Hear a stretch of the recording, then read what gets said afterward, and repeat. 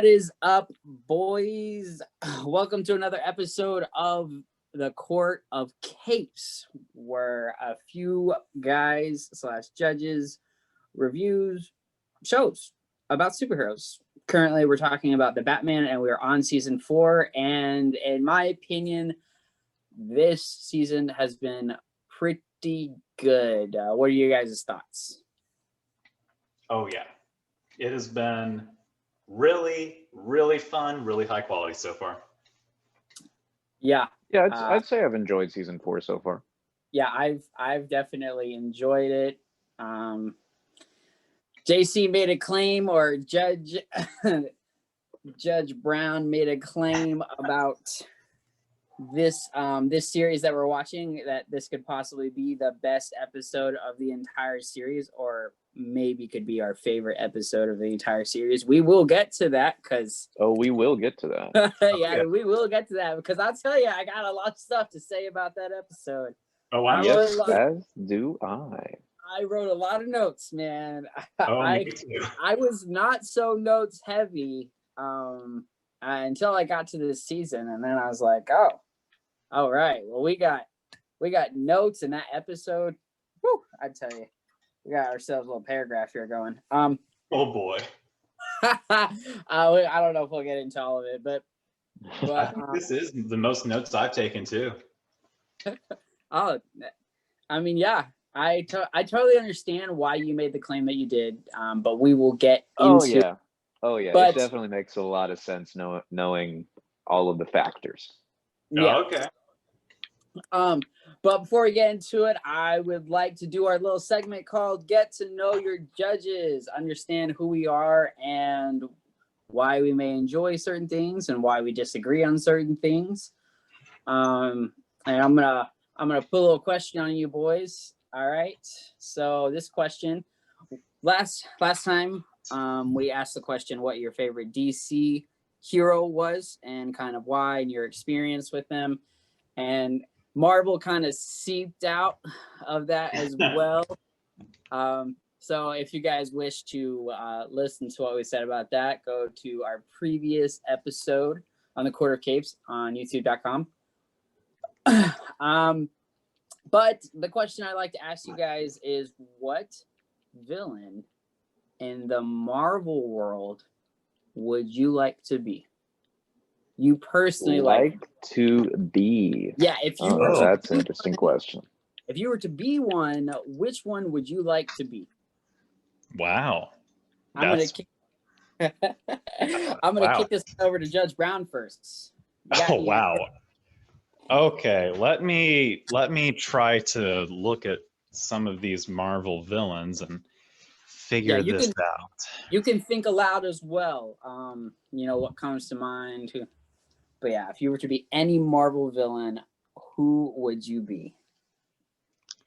Any Marvel villain. Okay. So who we would want to be, not who we think we would actually be. Yes, not who you think you would actually be. Who would you want to be? Yeah, you can think aloud as well. Just like share us your thoughts. Okay, so this is basically like what superpower or set of superpowers or cool backstory do you want to inhabit upon yourself? Oh yeah, yep. Man, that's a great question. Okay, I think I may have an answer. There's like 2 or 3 that I'm trying to debate between, because I mean, automatically my mind, of course, goes to all the Spider-Man villains because he has Rogues Gallery. True. He has so many interesting individuals that he fights. So I'm thinking about a lot of them right now and their backstories and the sets of powers that they bring to the table. But I'm also thinking of the Avengers Rogues Gallery, because they have a unique set as well. Some of which we've seen in the Marvel movies, some of which have been highlighted in shows like Earth's Mightiest Heroes. Yep. I know you want to be some king, JC. Just go out and say it. That's not my answer, so you don't have to worry about stealing it. Well, we've already, in a previous episode, the last episode, established that Kang is a hero. Well, yeah, it's fair. So does he even qualify at this point? That's the real question that I'm grappling with. I would say he does qualify because he makes it on the list of Marvel villains. So, well, I mean, if we really want to get crazy with it, I can argue that Spider-Man's a villain. So, okay, well, you can argue whatever you want to argue. That's true. You're not wrong about that. I think that I am going to go with Victor Von Doom. That's a good one. All right, why would you, man? I mean, other than the fact that having electrical powers is pretty awesome. Oh yeah. So and owning your own country. Yes, exactly. So you all know me. You know how I feel about having a certain degree of power, and it's not the worst thing. So yes, being the ruler of a nation is certainly attractive to me, and that would be fantastic. But also, Victor Von Doom is a very intellectual individual who studies. He studied the arts of sorcery in some capacity, I believe, if I have my Marvel knowledge correct. And he's also pretty much a genius in mechanical affairs and just ruling and being a leader and just, yeah, making life miserable for some superheroes. And all of that combined with the cool suit of armor and just everything he can do, I think he's a very well-rounded villain and just someone that I would like to be. Oh, if there's a Marvel villains Mount Rushmore, Dr. Doom is absolutely on it. Oh yeah, I completely agree. He'd probably fight to be the very front, but you know. Oh yeah. But what about you guys? Where are you aligning yourselves? Okay, so I'm a little. I actually have three in mind that came to mind when I thought of this, and they're very different villains actually, but they're just ones I'd have a lot of fun with. However, I don't think. Okay, so the three that are in my mind are if I was to be Dark Phoenix. Oh. Okay. Ooh. Yes, or Venom. Ooh. Or Taskmaster. Oh, okay. Yes, so those are three that come to mind, and if I could control myself as Dark Phoenix, because we know that the Dark Phoenix kind of, controls the person sometimes, most of the time, actually. Yeah. Which is why they're villain and so evil. But if I could control the Phoenix, I'd be Dark Phoenix. Straight up. Dark Phoenix is so, I mean, if you like power, JC, Dark Phoenix is the way to go, because Dark Phoenix is like an intergalactic villain in a way, like an intergalactic deity. Yeah, basically. But I also really like Taskmaster, which he's basically like a version of Deathstroke. Mm-hmm. But his copy moves are pretty cool. He's a very fun Avenger villain / Spider-Man villain. He also shows up in, spoiler alert, Avengers, the game. Oh. Came out. Yeah. It was like in the beginning. Yeah. And I think he's pretty cool. And I love his outfit. His outfit is super fantastic. Oh yeah. He's one of the top. He's top tier, like Marvel villain looks. Like he's awesome. Yes. Heck yes. Straight up. I think those are all fantastic choices. So I think I'm gonna go with Dark Phoenix. So what's your rationale behind Venom? Huh? What's your rationale behind Venom? Villain would just be so much fun. Plus, I'd get to see Spider-Man all the time, so that'd be cool. That's so random, but I think Venom is just a lot of fun, and he's like a more powerful Spider-Man in a sense. So Yeah. Also a more mentally ill version of Spider-Man. Yeah, that's my issue. Is he's a lot like Spider-Man, but he's got issues. You know, because Venom won't last in like a super sane mind unless I kind of became similar to the black suit Spider-Man. But then I would be Venom. Yeah. So yeah, Dark Phoenix it is, boys. Okay. I like it. Yeah. What you got, Judge Cooper? So, my first inclination was Magneto, and that's because I've always thought he was a really compelling villain. Yep. But I would not choose to become Magneto for a variety of reasons. First and foremost is the fact that his backstory is really rough to go through, being like a survivor of a concentration camp. True. I don't think I would like to endure that. And secondly, Magneto's like morality system and like the stuff that he does and like his beliefs are just a little bit too opposite to my own, in that like I've heard it argued, right, that if Professor X is the Martin Luther King of mutants, then Magneto's Malcolm X. Yeah. And I don't necessarily, I mean, I can see that, but I also painting him that way sometimes. People also compare Magneto to Hitler. So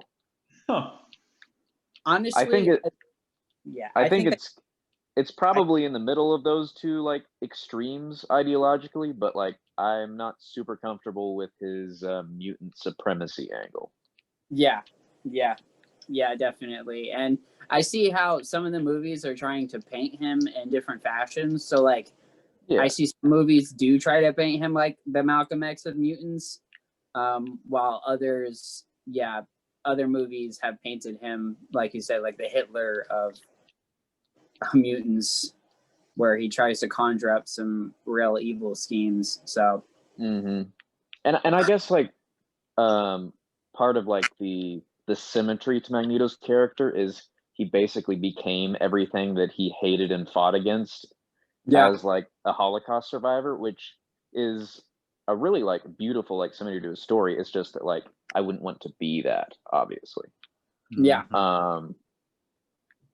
But in terms of who I would pick, it's tough. I also thought about Doctor Doom for all the reasons that JC listed. Oh yeah. But I think I'd have to go with Green Goblin. That's a good one. I was kind of hoping you would say Enchantress. Oh man, Enchantress is like my number one hope for MCU villains, but she belongs in the MCU. Come on now. Yeah. I thought she was like the closest thing to like a Rosalina or Elsa. Heck yeah, she is. Well, and like I don't know if you remember this from the Agents of S.H.I.E.L.D. show or not, JC, but there's also like her, I think it's sister, Lorelei, who I could also see being in like the MCU. Oh, I forgot about that. Or at least reintroduced in the MCU, because like obviously Jeff Loeb and Kevin Feige had kind of a falling out, so like Agents of S.H.I.E.L.D. kind of isn't canon, sort of. Yeah. But yeah. But that would be my answer. All right, I like those choices. I have seemed to have spilled some water, like good sir that I am. So I am going to grab some paper towels real quick and clean this up. Well, you boys start on the very first episode of season 4, and I will be back real quick. JC, lay it out. So, this very first episode is the introduction of Robin, finally. It's Robin time. We have been waiting for this for so long, and it's finally here. Yes. So, JC, Yes. So JC, tell me about, as a Robin aficionado yourself, how did you react to watching this episode as a child? I remember really, really liking it because we get to see Dick as just, the young, idealistic person that he is. So pure, defending his family, standing up for honor, and just being amazing. And then also pairing that with having to go through the tragic loss and seeing the seeds of his relationship with Bruce developing, and of course, eventually becoming Robin by the very end of the episode. It was just a great story. And I think it was just really well done. It was, of course, very quick compared to Batgirl's, basically season. Her two-parter. Yeah. So it was kind of rushed in a sense, but I thought it was still very well done for what time they had. I thought it was kind of interesting that they went ahead and killed both of his parents. Like, that's obviously the darkest we've seen the Batman be able to pull off so far. Oh yeah, for sure. But I mean, it also felt, to me at least, a little bit like the conservative stick to the source material option that I sometimes criticize the show for doing. And I feel like that's pretty much a personal taste thing at this point for me. I don't think there's necessarily like a right or wrong way to go about that. Sure. But for me, it's like, okay, like that's fine. Like I connected a lot more with the Batgirl introduction than with Robin, just because it was very much like, this is Robin, and like he's cool, and I like how they went for a more childish voice actor. I think that adds like some seasoning, because like Barbara's already like the more like teenage presence. So it's cool having someone like a little younger and scrappier. Uh-huh. What did you think, Josh? Oh, I tell you. All right, so there's some thoughts that I had about this this episode, and I knew Robin, and as I like texted to you guys instantly when I was watching the episode. I just watched like the very first episode of the fourth season early because I knew that Robin was going to be introduced, and I wanted to see. Again, I actually watched this episode twice. Wanted to see how it was done, what they were going to do, if Dick Grayson was going to be a Dick Grayson that I was going to like. I thought it was interesting. JC, as another Dick Grayson fan, what do you think of the mother giving him the title Robin?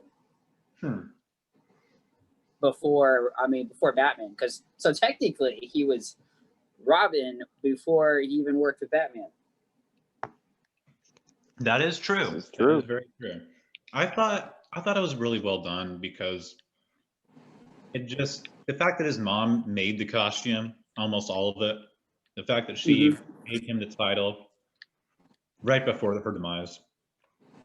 Yeah. It just had such an emotional layer to his character that hadn't been there in the past.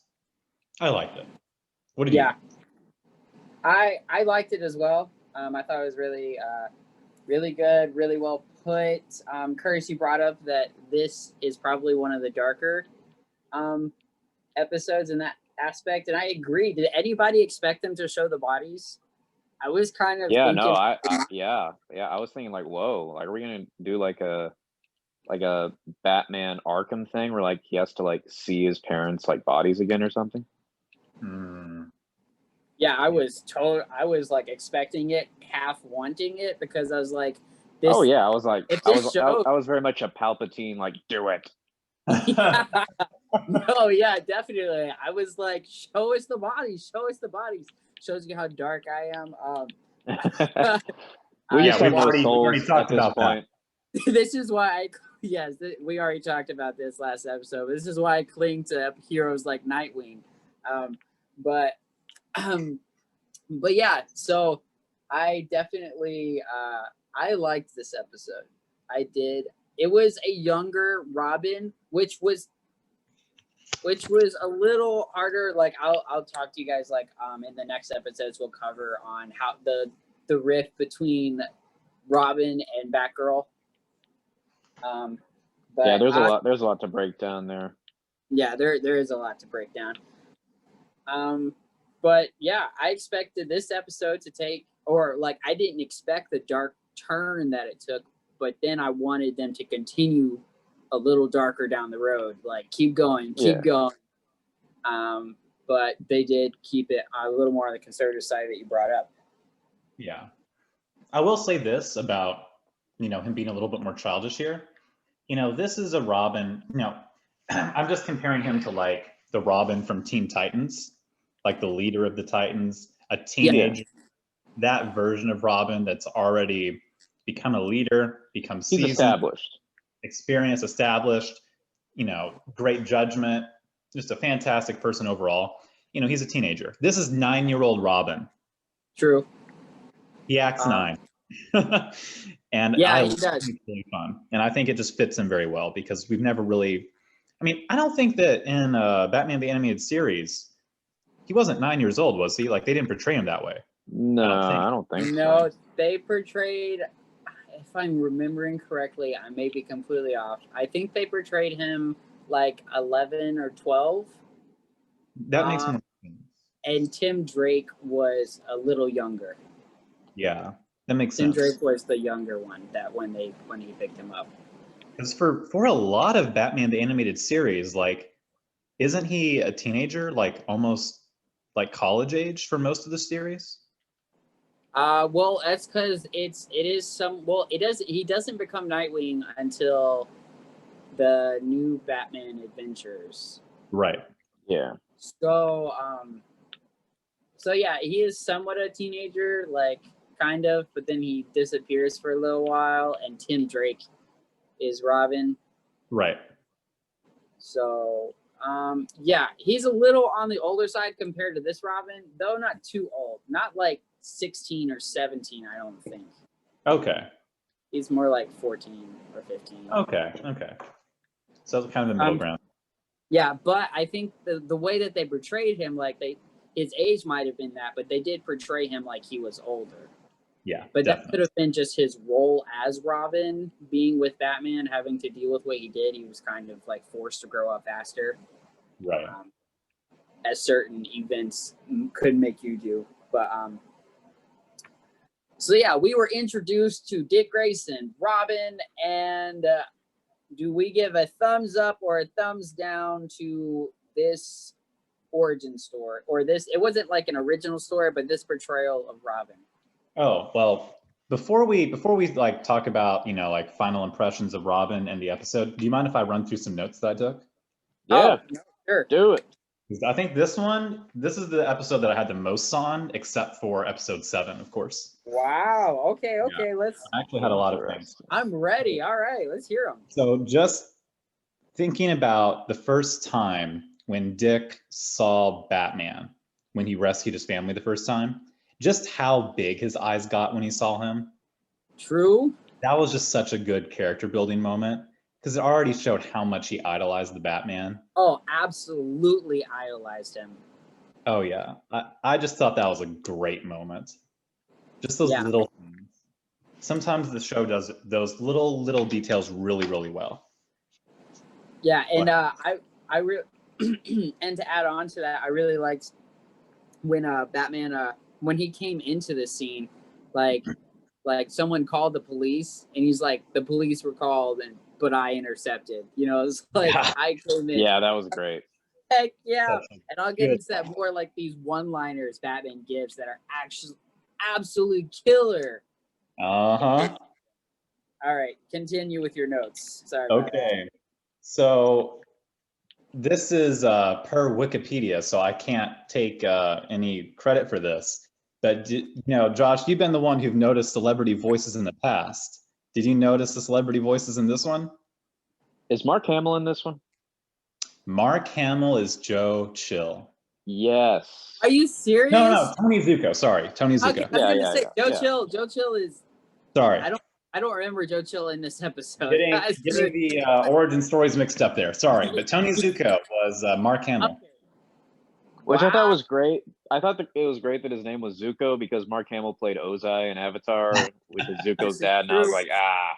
Although I hated the villain. This villain sucked. Oh yeah, I thought he was real boring.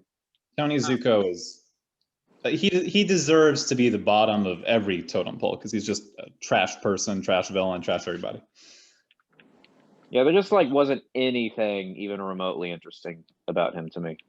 True. No. I just don't think there's really anything interesting. I mean, Robin's origin story, as sad as it is, like the spotlight was never on the villain. You know, it was always these people threatened the circus and they didn't get to, you know, do what they wanted to, and so therefore they cut the lines. Like, you know what I mean?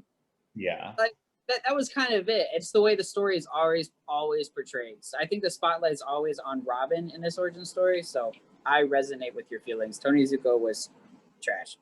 Yeah. But as we all know, we can't have Mark Hamill without the other side of the coin, Kevin Conroy. Yeah. I was like, is that Kevin Conroy? John Grayson was Kevin Conroy. Yes, he was. That was such a nice touch. Heck yeah, that was. Oh Mm. man. All right. I didn't know if anybody was gonna bring that one up. I was waiting for the end of that one. All right. Heck yeah. Oh, Yeah. I didn't recognize Mark Hamill's voice, but I recognize Kevin Conroy's mainly because I've heard it so much. Oh yeah. But he has such a cool voice, and I've met him in person, so that was pretty awesome. But all right, yeah. Okay. What have I not covered? So the line from Tony Zuko, "Our family's been divided. I think we should return the favor." Mm-hmm. That one was dark. Yes, it was. Horrible but chilling. Oh, by the way, I think this was the first episode where we saw Bruce actually flash back to the grave. Oh, yeah, Yeah, I think you're right. yeah. I think I brought that up that we never see like back in that time, but this might have been the first episode where he flashes back to the grave, and they were like kind of longer flashbacks. Yeah. Mhm. Yeah, I liked them. Mm-hmm. There has been some changes in the nature of the show, definitely in this season so far. So. Oh yeah. And did anyone notice that Tony Zuko had heterochromia? Yeah. I was like, huh, the two eyes. Yeah, I did got notice them eyeballs. I never noticed that as a kid. Oh, really? Oh, man, it stands out like crazy. There's like literally a close up, like right there, like boom. Well, it's probably, I had such an old computer monitor, it probably didn't even pick up the color difference. It's true. Oh my gosh. Oh man. I was going to ask you all, what do you think of the new Robin soundbite, like his catchphrase of sound? What do you mean? Like the like Zen noise that's made every time he like does something. Oh, I don't think I ever noticed that. I did not notice that at all. Really? I noticed something else. It's in the soundtrack of every single episode Robin's in whenever he like appears on screen and does something. That's wild. Oh man. I didn't notice that, but I noticed something else that's kind of minute as well. What's I don't that? know if you they're a new Batman design / Bruce Wayne design. Oh? Some minor changes that they did. What did they do? All right, so they changed his jaw and his chin. Oh. Once they brought Robin in. So I don't know if you guys noticed that Bruce Wayne / Batman in the first 3 seasons had like a more triangle type chin.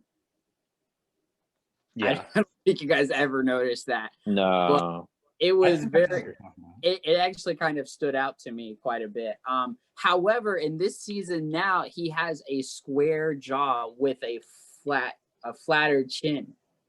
Oh yeah, I know what you mean. And Yeah, and I noticed that, and I was like, whoa, like, and I think they did that with the introduction of Robin because of Robin's young, more triangle like chin to give the two distinctions between Batman and all the other characters. But yeah, it was just something really something that I noticed because I don't, all right, don't call me too picky, but I wasn't liking the triangle bottom look, like the triangular look for his chin. This new look is definitely more classic. No, yes, this looks more classic, and I enjoy this look even more. And it's such a minor detail, but I could not help but see it. Yeah. I'm looking at the pictures right now. Here, I'll turn on my camera as soon as I get a good one for each. But I found the square jaw, and I'm looking for the triangle jaw. Yeah. So yeah, I think it you kind of can see like the differences between the two characters. Let's see if we can pull it up here. Okay. So can you see this? Let's Is see. Barely. Let's see if I can pull it up and share my screen here. All right, so the Batman. All right, yeah, let's see if I can get to. All right, so let's look here. Okay, so I'm gonna share this real quick. It says the Batman, the complete first season. All right, and I'm gonna share this. Whoa, no. Oh, we struggled with sharing, didn't we, last time? Probably.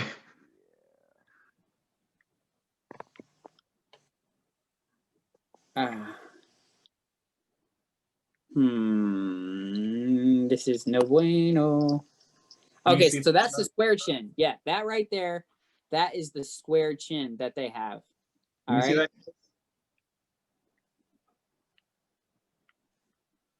Curtis, can you see it? Yes. Okay. So that right there is the square chin. Oh, no, go back. So right there, that's the triangular chin. See, two totally different chins. Yeah, I think I'm team triangle chin, honestly. Really? No. I mean, if they're just gonna make Batman the animated series again, then just re-release it. I don't know. I was not triangle chin. It always kind of bugged me because, to be honest, his triangle chin made him look kind of weak, in my opinion. It just makes him look younger. Yeah. I'm fine with both. Whereas I feel like they basically, like, after season 2 just gave him the Conroy serum. Maybe. Yeah. I mean, they did make the show darker, as we'll kind of explain in these next few episodes, but the show as a whole is way better because of it, but yeah, I think there are a couple things that I miss about the early couple seasons that I think they definitely could have kept with all of this new darkness. All right. But yeah, so that's a detail I definitely notice. Super random, but couldn't help but notice. Okay. Let's see here. I think I'm pretty much done with my notes. I noticed there were bats in the Batcave, which we rarely see. Yep. I liked it that Robin actually saved Batman's life. Yeah, that was cool. Yeah, they kind of do that with both the intros because didn't Batgirl save Batman's life as well? Mm-hmm. Yeah, so, kind of helps legitimize them. Yeah, legitimize. I think that's what they're just attempting to do is like legitimize them. They're like, all right, these people can actually do something. They're not just dogs you can't handle or whatever. But anyways, so any other additions, thoughts on A Matter of Family? Robin actually saved Zuko's life. That was a huge thing. Mm-hmm. That was a great character moment that showed that he, was able to overcome his grief and not follow down the same dark path as Batman, even though Batman True. But Robin would not have been really murdered. I mean, the morals are sketchy, but he did not have to save him. He could have let him die. I don't have to save you either. Yeah, exactly. One would ask the question, like, is not saving someone and knowing that they're going to die the same as killing? Well, let's talk about euthanasia for the next 2 hours. Because I've got a lot of things to say. I mean, that's something to bring up, because people like say, Batman doesn't kill, and then in Batman Begins, he does. Oh, he totally kills that guy. 100%. Yeah, so, I mean... He totally kills Ra's al Ghul. I mean, but Ra's al Ghul comes back-ish, right? In a flashback. In Dark Knight Rises. He's dead though. Like he only comes back in like a flashback. That's like Bruce Wayne hallucinating. Oh yeah, okay. Yeah, like when he's in the pit. Yeah. That is such a weird, fun movie. I like The Dark Knight Rises. Oh yeah. I'm waiting till Kind of Funny Games or Kind of Funny they do The Dark Knight Rises, but I don't think they are. I think they're on a different series now. I think they ended with The Batman Begins. Huh. No, they just released Dark Knight today. Oh, really? Oh. Yeah. Because they went to The Conjuring. I think that was for Halloween. No, they're kind of alternating. Okay. But anyway, we digress. Yes. Yes. So my very last thing I wanted to say about this episode, because we've already spent a really large amount of time on it, but is that the final shot of Batman and Robin, the dynamic duo, was just such a good shot. Oh, I have one question for you all. Did either of you enjoy this episode more than the Batgirl introduction episodes? No, because that was a two-parter and there was so much more time to establish great villain, great hero. It was just a better written story overall. That right there, I think, is what edges it over, is the villain. They had the villain really like gave this episode a negative point for me. I mean, it was still good. It was still solid, like compared to some of the earlier slop we got through. No, yeah, definitely. I think it's the villain that what edged Batgirl's origin over Robin's. Over the top. Mm-hmm. Yeah. I did appreciate the darkness that they added in this episode, though. Oh, yeah. All right. So to the next episode 2 of season 4, Team Penguin. Team Penguin. Team Penguin. Oh, yes. Best episode? I mean, they're continuing with the trend that I told them to do, which is just team Penguin up with a bunch of people when you have to have them. So happy about that. Basically, that's what they did, and we got some cool new villain. Interesting. I thought it was hilarious personally. I liked Killer Moth a lot. Oh, Killer Moth in was his the like tease weak that I gave form. you last week. Remember that? Oh yeah. I talked about a Teen Titans villain coming out. That's right. Yep. Oh, you did. That's right. Yeah. And I was like, is he as yeah, okay. So it definitely wasn't, Deathstroke or anything like that. That would have been cool. Oh man. Josh was like, we gonna get Deathstroke. I wanted Deathstroke so bad. I wanted Deathstroke so bad. Oh, you got Killer Moth. Oh man, Deathstroke is oh man, he's so awesome. Okay, but yeah, I enjoyed the light humor Killer Moth brought, and he was kind of like the whole we'll make fun of him. He's such a like who cares about this guy? But then he turns into like a serious villain near the end of the episode.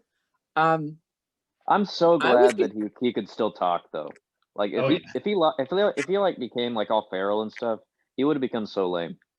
Yeah. Plus, that would have just been like another Man Bat. Like, oh, Yeah, okay. exactly. So yeah, the fact that he could talk and he was basically coherent, that was pretty awesome. Mm-hmm. Yeah. Oh, I love seeing Killer Croc again. Love Cajun Killer Croc still. Wish he had more lines because he's just funny. Cowboy Cajun Killer Croc. Oh yeah. Yeah, definitely a different take on this show for Killer Croc. But yeah, he was fun. He's always fun. I feel like I said before that this was my favorite rendition of Killer Croc ever, and I stand by that.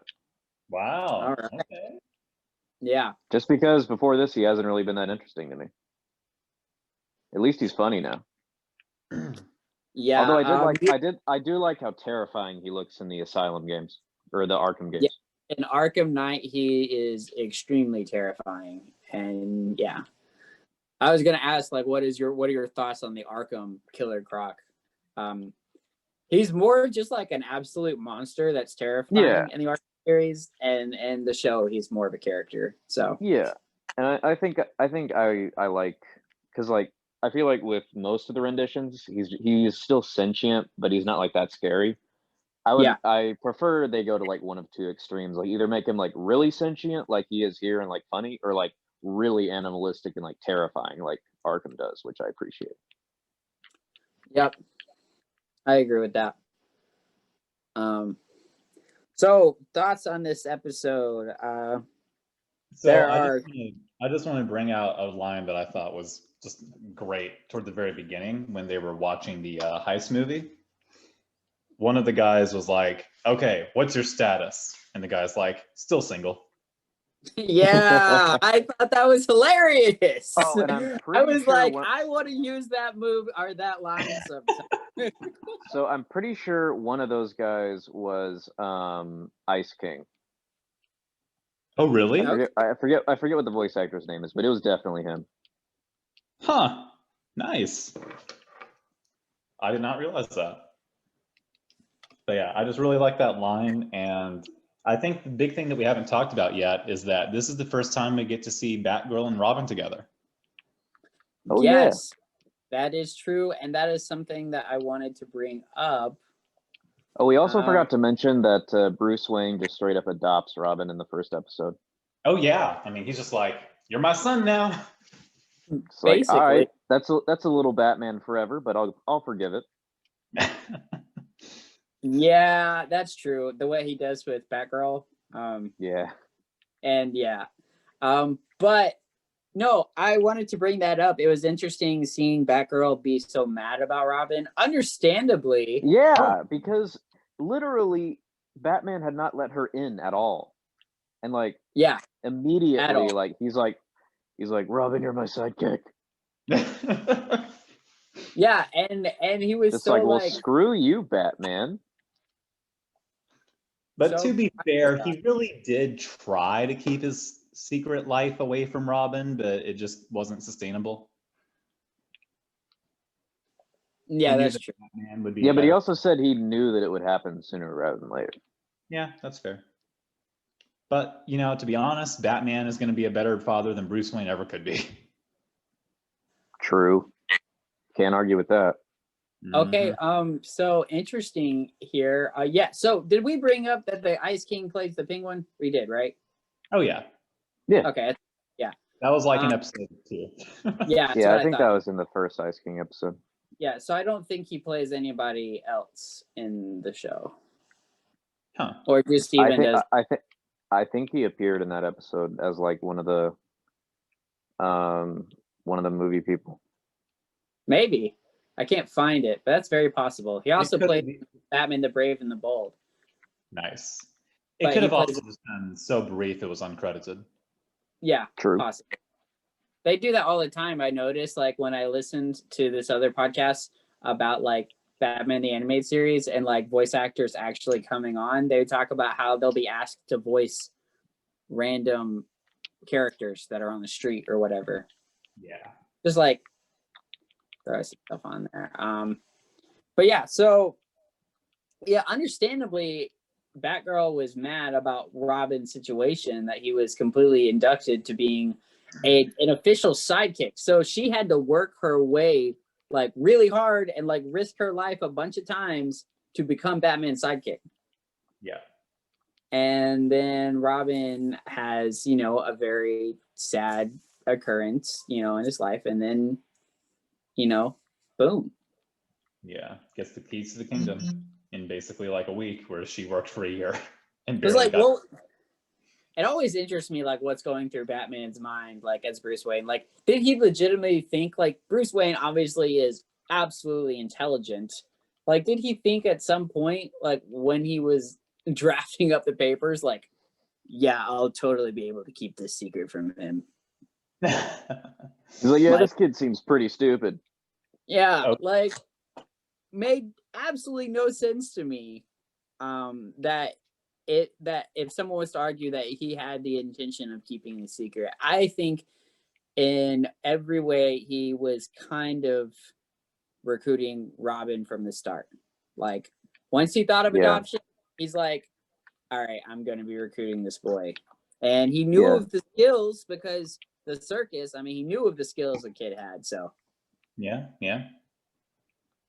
which is a questionable decision for sure. The whole thing is questionable. You know, let's get a 9-year-old kid fighting crime, and, you know, one stray bullet, if there were to be, you know, guns ablazing, one stray bullet and the kid's done. He's done. Man. He's done. Yeah. He's done. Oh, to be fair, Batman's entire psyche is questionable, so. Oh yeah. Absolutely. I just think that it just comes across as a little bit inconsistent with how he deals with both of them. Like they introduced like this conflict with Batman, like not wanting to like drag Batgirl into this, and then they're like, well, it would be cool if we had Robin. Let's just make him have Robin. Yeah. Yeah. Basically. Yeah, basically, but they grow into their parts. So yeah, and I think that where they are like by mid-season makes a lot more sense. So you just kind of have to get over the inconsistency. Yeah. And can we talk about, you know, how Barbara's just like, wait, you've been to the Batcave, or you've been to the hideout? It's like, wait, you know a secret identity, don't you? Oh my god. Yep. But we have to give Bruce some credit, because he rectified the situation very quickly. Yeah. Straight up. Yes, he did. Yeah, I approve that. Yeah. He just straight up says, get in the Batmobile, takes her to the Batcave, and rips off his face, his mask. Yeah. Just rips off his face. Yeah, rips off his face. Like, what? But it was also pretty funny when she asked, like, oh, I wonder, you know, who you are, you know, whatever. And then he asked, oh, that's right, he asked who she is, and she's like, oh, I won't tell my secret. Like, she's got the power. And he's Barbara Gordon.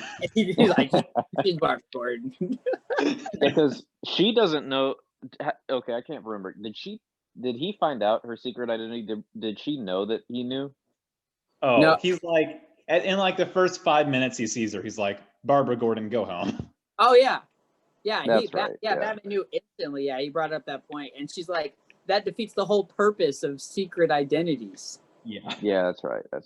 I was trying to remember. But yeah, that was a funny scene. But he rectifies it all, basically acting like the guys are being childish, like whatever. Or Batman could be owning up to his mistake, like, oh, I maybe should have done things differently. Yeah. You know, kind of like what Batman does in a lot of other like series and stories, where he tries to do things differently. Like when he screws up with Dick Grayson and he becomes Nightwing, right? When Tim Drake comes around, or when Jason Todd, oh man, like, you know, so with that whole thing, it seems like after each new sidekick he gets, he tries to do things differently and maybe better. Yeah, I appreciate that. Shows growth. That seems to be what he's doing. And I just want to bring out the fact that at the very end of this episode, we see not Bruce Wayne, but we see Batman smile. Yeah. That was cool. A little grin from Batman. Little smirk. Because once again, for the first time in a very, very long time, he has a family. True. Good moment. Yeah. And there was something else that I wrote in my notes here. Was that like Robin's extremely youthful, like extremely youthful. Be a boy. Yeah, he a boy. He also at some point seemed to be not similar to how I pictured Jason Todd, but kind of. He seemed a little aggressive, a little mad. But I understand that because of his whole family situation and stuff like that. But he seemed a little mad at times. That I was like, yeah, that's like a Jason Todd thing to do, man. Yeah, and I doubt we'll get Jason Todd in this show, so they're kind of like just throwing a few character traits in there to hit all the bases. Yeah, possibly. All right, so to the next episode, Clay Faces. Curtis, why don't you start off with what you thought of this episode? I got takes on this episode. I got big takes. Okay. So I feel like I'm kind of being negative this episode. I apologize about that. No, I might be as well. I might agree with a lot of things you have to say, but so okay, the first episode that we got introduced to Clayface in the show, season 1, was like obviously a highlight of the first 2 seasons. Like it kind of like it epitomized all of the potential that this show had. And this episode to me kind of undermines a lot of that. Just because like we have this amazing backstory for this Batman villain, and we kind of see him kind of like going back and forth between like, oh, like I feel really torn about this, like I'm kind of mentally ill too because of it. But then in this episode, like he literally just pops up and is like, you know what, I'm gonna be good now. And then they're like, oh snap, we need a new Clayface. Let's just get basically a version of the original Clayface who's way less interesting, looks like Cletus Cassidy, and yeah, so he's Clayface now, but red. Didn't like that. Okay.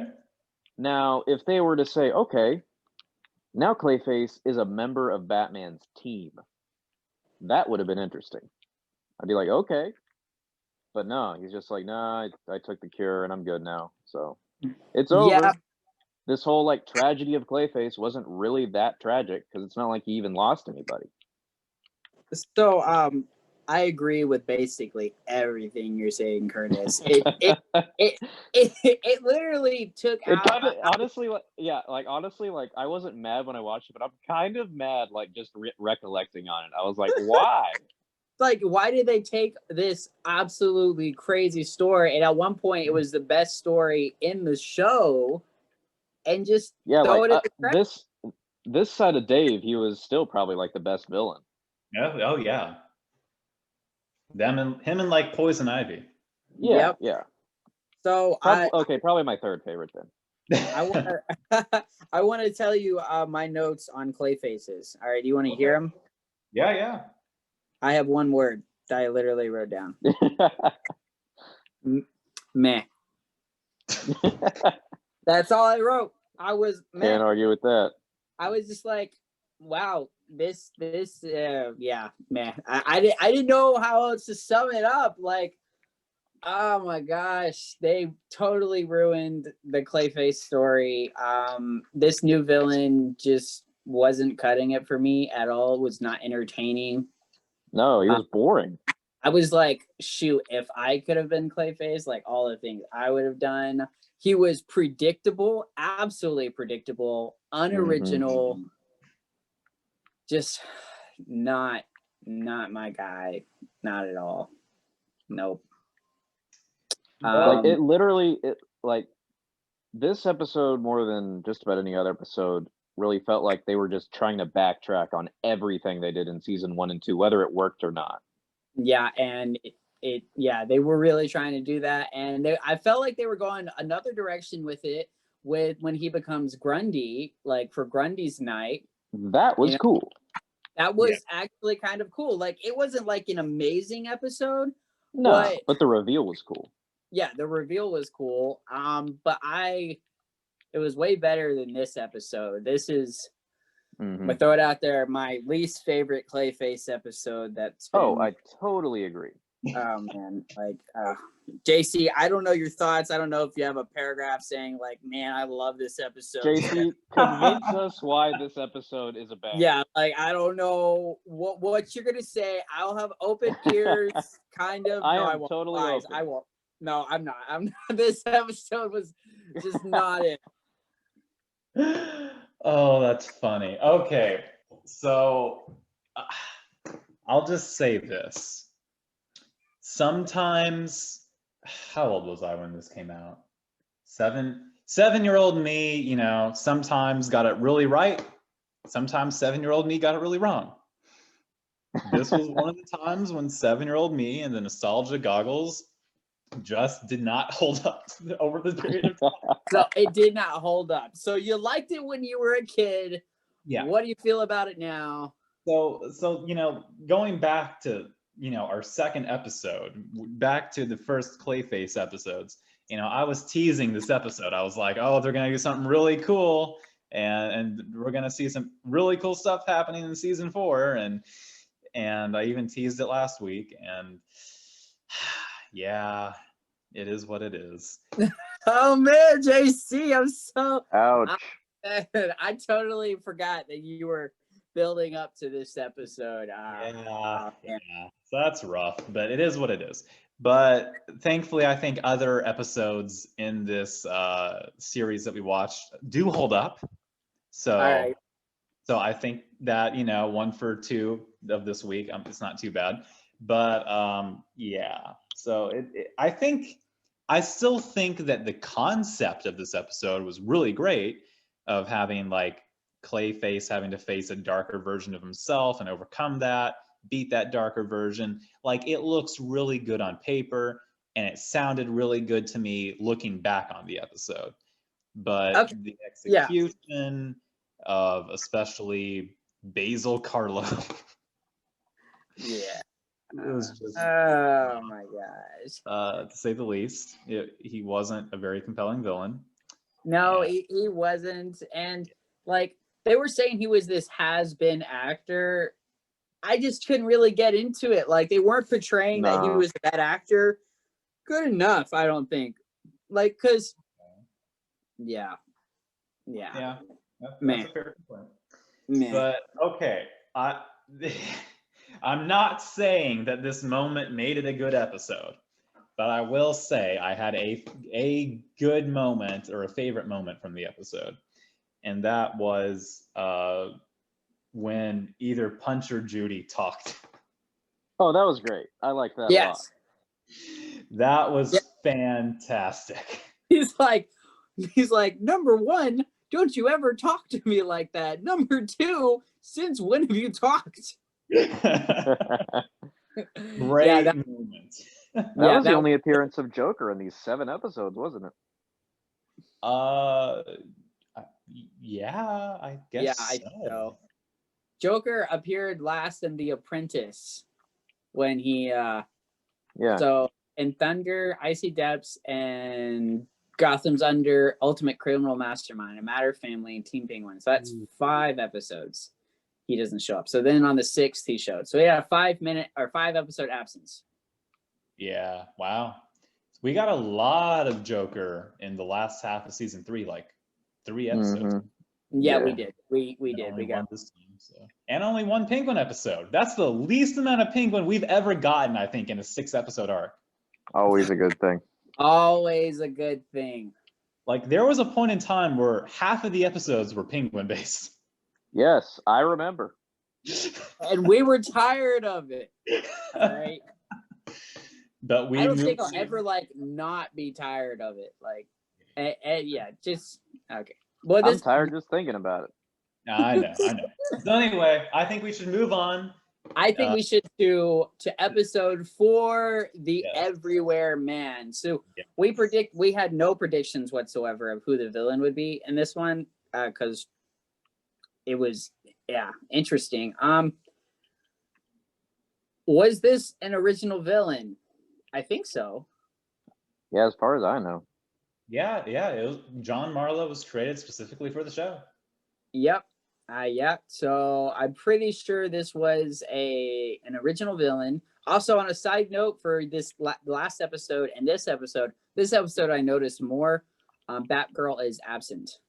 Yeah. Yeah, I was like, oh. And we got a lot of Robin though. A lot true. more Robin in the Everywhere Man. So I mean, literally, we got a lot of Robins. Oh, true. Literally a lot of Robins. I think Josh is like, this is what my dreams look like. All these Robins. Oh my gosh. I like me some Robin, some Dick Grayson. Just gonna leave it at that. Yeah. I think they did that intentionally though, to allow Robin to have more just room to breathe, room to grow as a character and develop a little bit before, they jam-packed everyone there. So I think it was a good choice to make. Yeah. Yeah, I also agree. So that's on my notes here that I noticed that Batgirl does not appear. I didn't notice it in Clayface's because the episode's, meh. But I did notice it in this episode. Another thing, I like Robin's humor, which I've always appreciated, like Dick Grayson's humor and like every place that he's in. Like, it's hilarious. Like even in Teen Titans Go, or not Teen Titans Go, sorry. Teen Titans. I mean, he's pretty funny in Teen Titans Go, too. In the movie, he's hilarious. In the movie, yeah. But in the show, at Teen Titans, I appreciate his humor as well. Like all the characters, they're pretty funny. In this one, I appreciate his humor. And I loved his riff about the broom theory. Like, oh yeah, so random. Like he disappeared into a broom closet, and then like he's like, maybe it's the broom, and then he's like, my broom theory is making more sense. Oh yeah, because I don't know, I just thought it was really funny. I appreciate them adding Robin's like more humorous side, which they usually do with the contrast of Batman and Robin. Batman's like the dark, brooding character, while Robin Somebody's is got to lighten things up. Yeah, like the fun, acrobatic, humorous, and he continues to have more one-liners throughout the show, which I like a lot. Oh yeah. And that. All right, so some theories, like this was really interesting. This villain here, the Everywhere Man. What are some thoughts like on the concept of him replicating himself? I guess my first question is, did anybody figure out that he was replicating himself before he revealed that he was? I had the theory that he well, at first I thought he had teleportation. Yeah, that was my first thought. Yeah, my first thought was that he had teleportation, but then when I saw the second one, I thought, oh, maybe he's like making more of himself somehow. I saw the device and so I was like, this is interesting. But then when he came up to when Batman was trying to figure it out, he's like, oh, now there's just two of you. Or was it Robin? I forgot which one it was. Then I started to like believe Batman's theory where they're like, oh, I guess there's just two of them. And then my replication theory just kind of went out the drain until it actually happened. So at one point, I was right. But then at one point. Yeah. And then for some reason, I put that theory to the side. Yeah, for me, it's actually interesting. This is one of the episodes that I remembered the least from watching this through the first time. Fascinating. I barely remembered anything from this episode. So I felt like I was watching it for the first time. I don't know if somehow I skipped it or what, but I didn't remember it. So yeah, I really had no idea that he teleported. I knew nothing about him. It was interesting. It was a shock to me. Yeah, I got you. Or not teleported. What am I? See, I'm still saying it wrong. Duplicated. My goodness. Yeah, or replicate. Duplicate, replicate. Yeah. Well, actually, yeah, I would actually use the word replicate more. Yeah, Than, because duplicate means two. yeah, Well, duplicate. well, he is duplicating each time. It's just when you Fair. duplicate 2, you become 4. When you become 4, you become 8. It is duplication. Well, kind of. He only makes an addition of one more if he has to. Yeah. But And, anyways, so I would also use. I don't know if the play on words here, because when I hear the word duplicate, I kind of think of like the same exact thing. But it's not like the same. It is the same person, but they have their own mind. Yeah, they have their own free will. That was really interesting that they did that. Like I thought, oh, this person's controlling all of them. And somewhat it is like, how is it happening? I was a little confused on how it was all happening. Like, are they? The logic was a little shaky. Yeah, I was like, wait, so they're individuals, but you replicated and you said that you were able to somewhat control them. That was confusing. Also, another side note, they can use the bathroom, or they have to use the bathroom. There was one instance where one was coming out of the bathroom and the toilet was flushing, meaning I remember that. He probably didn't wash his hands, nasty man. Ew. But yeah, so that was really interesting. Yeah, I thought the whole take of like the clones becoming individuals and rising up, I thought it was really well done. Actually, the thing that it made me think of most, and it's actually really similar to, Josh, did you watch Flash season 3? What? Did you watch The Flash? I can't remember. Oh yeah, I watched The Flash. Did you watch through season 3 to see the Godspeed? Where it's past Bear, or it's future. Or not Godspeed. What's his name? Savitar. Yeah, I did. He was like the what's his face of this episode, John Marlowe. He reminded me so much of Evil. Spoiler alert. I can Evil totally Barry. see. Yeah, I know. I could totally see that, where he's just a darker version. He's the first clone that was made of the protagonist, or the good guy, who then rebelled and developed free will and got tired of being a worker or a slave and just started trying to, suppress the original, basically. Yeah. No, totally understand that. And that's kind of what it was, is like he'll make each copy was a little darker. Yeah. That's what I put in my notes. Like every copy is a little darker, and then I asked the question, but they're their own individuals. So that was interesting. Like it was like there was predictable behavior, but they were still their own individuals. Right. So it's like, how much free will did they actually have? So much philosophy in this episode. No, definitely. It just got some existential stuff.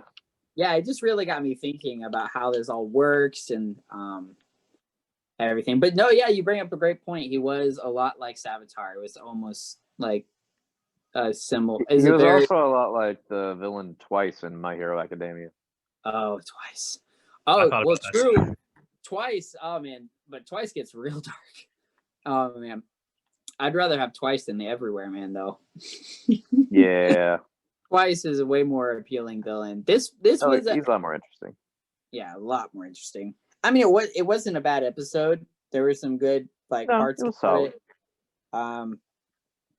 And the whole Robin making more of himself and then fighting, that was kind of cool. That was pretty fun. Oh, yeah. Speaking of Robin, I've been looking through a Batman episode, and I finally found that Robin soundbite that I was talking about, that they've played in literally every single episode of this season. Okay. I'm going to play this soundbite, and hopefully it comes through, and maybe you'll recognize it. And if you haven't, hopefully you'll start hearing it from now on. Okay. So, 3, 2, 1.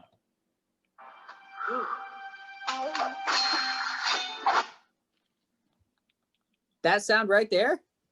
I can't do it right, but did you hear that? Huh. Yeah. I didn't know that played every time. I didn't know that either. At least 2 or 3 times per episode with Robin on the screen. Wow, that's really interesting. I noticed, I'm usually you got there, JC. I'm usually a guy for details, but that one slipped me.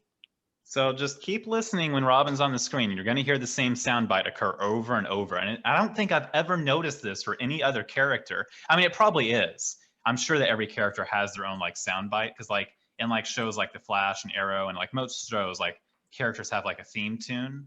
Oh yeah. Or score that plays behind them, but this is like the equivalent for Robin, and it's on every episode. So just listen for it from now on. All right. Like every time Penguin comes on screen, you hear like a bunch of garbage rustling. You know. Because he is trash. Yeah. Nicely done, Josh. Nicely done. Okay. So yeah, I liked. I thought the whole Robin thing was super epic when I saw it. Like I thought, wow, this is super awesome. More Robin, better, because I love Robin's fighting style. It's so like fun and like actiony and just Very kinetic. very kinetic. I mean, they really emphasize that he was an acrobat. You know, like absolutely. Also, I think this is the first episode where we got to see Robin bring out the bow staff. Yes, it is. And it was yeah. cool as mess. And some uses of the bow staff. Oh, yeah. I thought it was really awesome. Got so many Teen Titans vibes. Oh, man. And Young Justice. Oh, Young Justice. Yeah, that is another portrayal of Robin, which is interesting because he's actually very young in season 1. Yeah, he is. He's extremely young. He's only like 2 to 3 years in becoming of Robin or less. Yeah, 2 or 3 years. So he's very young. He's an extremely. I think he's 13 in that show, if I remember right, when he's introduced. So I think it was either 12 or 13. I'm pretty sure it's 13 because I'm pretty sure he was a teenager for one thing. And I remember for a fact that he was the most experienced and had been a superhero the longest out of any other of the heroes, even though most of them were like upper teens. Yeah, but that's because they were new superheroes. Wait, let me see. Age of Robin, Young Justice. You might be right. Here we go. Yeah, okay, he was 13. So yeah, he had been going on for 4 years. Yeah, I do. Okay, so it was 4 years. So I wasn't bad. But yeah, he was very young to lead. 13 years old, being the leader of young, like that's crazy. Well, he should have been the leader, but he allowed Aqua Lad to do it. Yeah, he allowed Aqua Lad because I think Aqua Lad was, but he knew his role. Like he was basically a leader, and I think he was totally He was always Aqua Lad was cool though. He was, but he's no Dick Grayson. Well, okay, that's interesting. No, Aqualad's my favorite Young Justice character. I enjoy Aqualad a lot, but he's probably my third favorite Young Justice character. Although I do think, actually, no, I think I like Miss Martian the best. She's awesome. Hello, Meg. Oh gosh, okay, whatever. I need to watch season 1 of Young Justice again because that is such so good. Season 1. I need to just rewatch season 1 and just pretend that that's where it ends. To be fair, season 2 gives us Nightwing, and season 3 exists. Season 3 isn't really even a continuation. It's like it's so a soft weird. Reboot, basically. It was so weird, and I was so mad. Like I even followed this page on Facebook called like "Give Us Young Justice Season 3," and they finally did, but it was not even. Yeah. Anyway, though, so that we actually have an end to this episode, we should probably stay on track. Yeah, we should probably stay. Sorry. Let's keep rolling. Yeah. All right. Okay. So enjoyed the Everywhere Man. It was kind of fun. A lot of Robin. That was probably the best part for me, honestly. Okay. But so the next one is the Breakout. And we could the original villain that I teased and you all were bringing up a bunch of interesting names, but no one ever brought up. No one brought up the actual villain, who is, as I put in my notes, Black Mask. Yup. All right, Curtis, what do you think of the design? You know, he's thicker than Black Mask usually is. Oh my gosh. Okay, he looks more like the Predator than actual Black Mask, in my opinion. But all right. Do you guys know what the Predator looks like? Yeah. Oh my gosh. So yeah, I personally did not. I put design and Well, yeah, but the whole thing with Black Mask was that it wasn't just Black Mask, but it was the organization, how everything worked no, together. yeah. I'm just that didn't really make up the entire episode. I'm just based on his design, just specifically his design. Yeah. That's was in my opinion. However, his henchman looked awesome. He did look pretty dope. I freaking loved the henchman with the freaking like electric or orange electric nightsticks or whatever they had going on, like ninjas. They almost look similar to what I would think the League of Shadows would look like almost. Either that or like almost like the Foot Clan from Teenage Mutant Ninja Turtles. Yeah, similar to that too, like a mixture between the two. But I really like the henchmen. They look so cool. Yeah. But the best thing, in my opinion, I think you all will probably agree with this from this episode, was just the dynamic between Batgirl and Robin that we finally got to really see. Oh yes, yeah, that was fun. Real team up, a lot of screen time for them, like them working through their kinks that they were having in the last 2 episodes. So yeah. Yeah. And well, they kind of did at the end of, what was it? Team Penguin at the end of there. We in the next 2 episodes after that, we didn't get any Batgirl. So we finally got to see them working hand in hand. Yeah. It was great.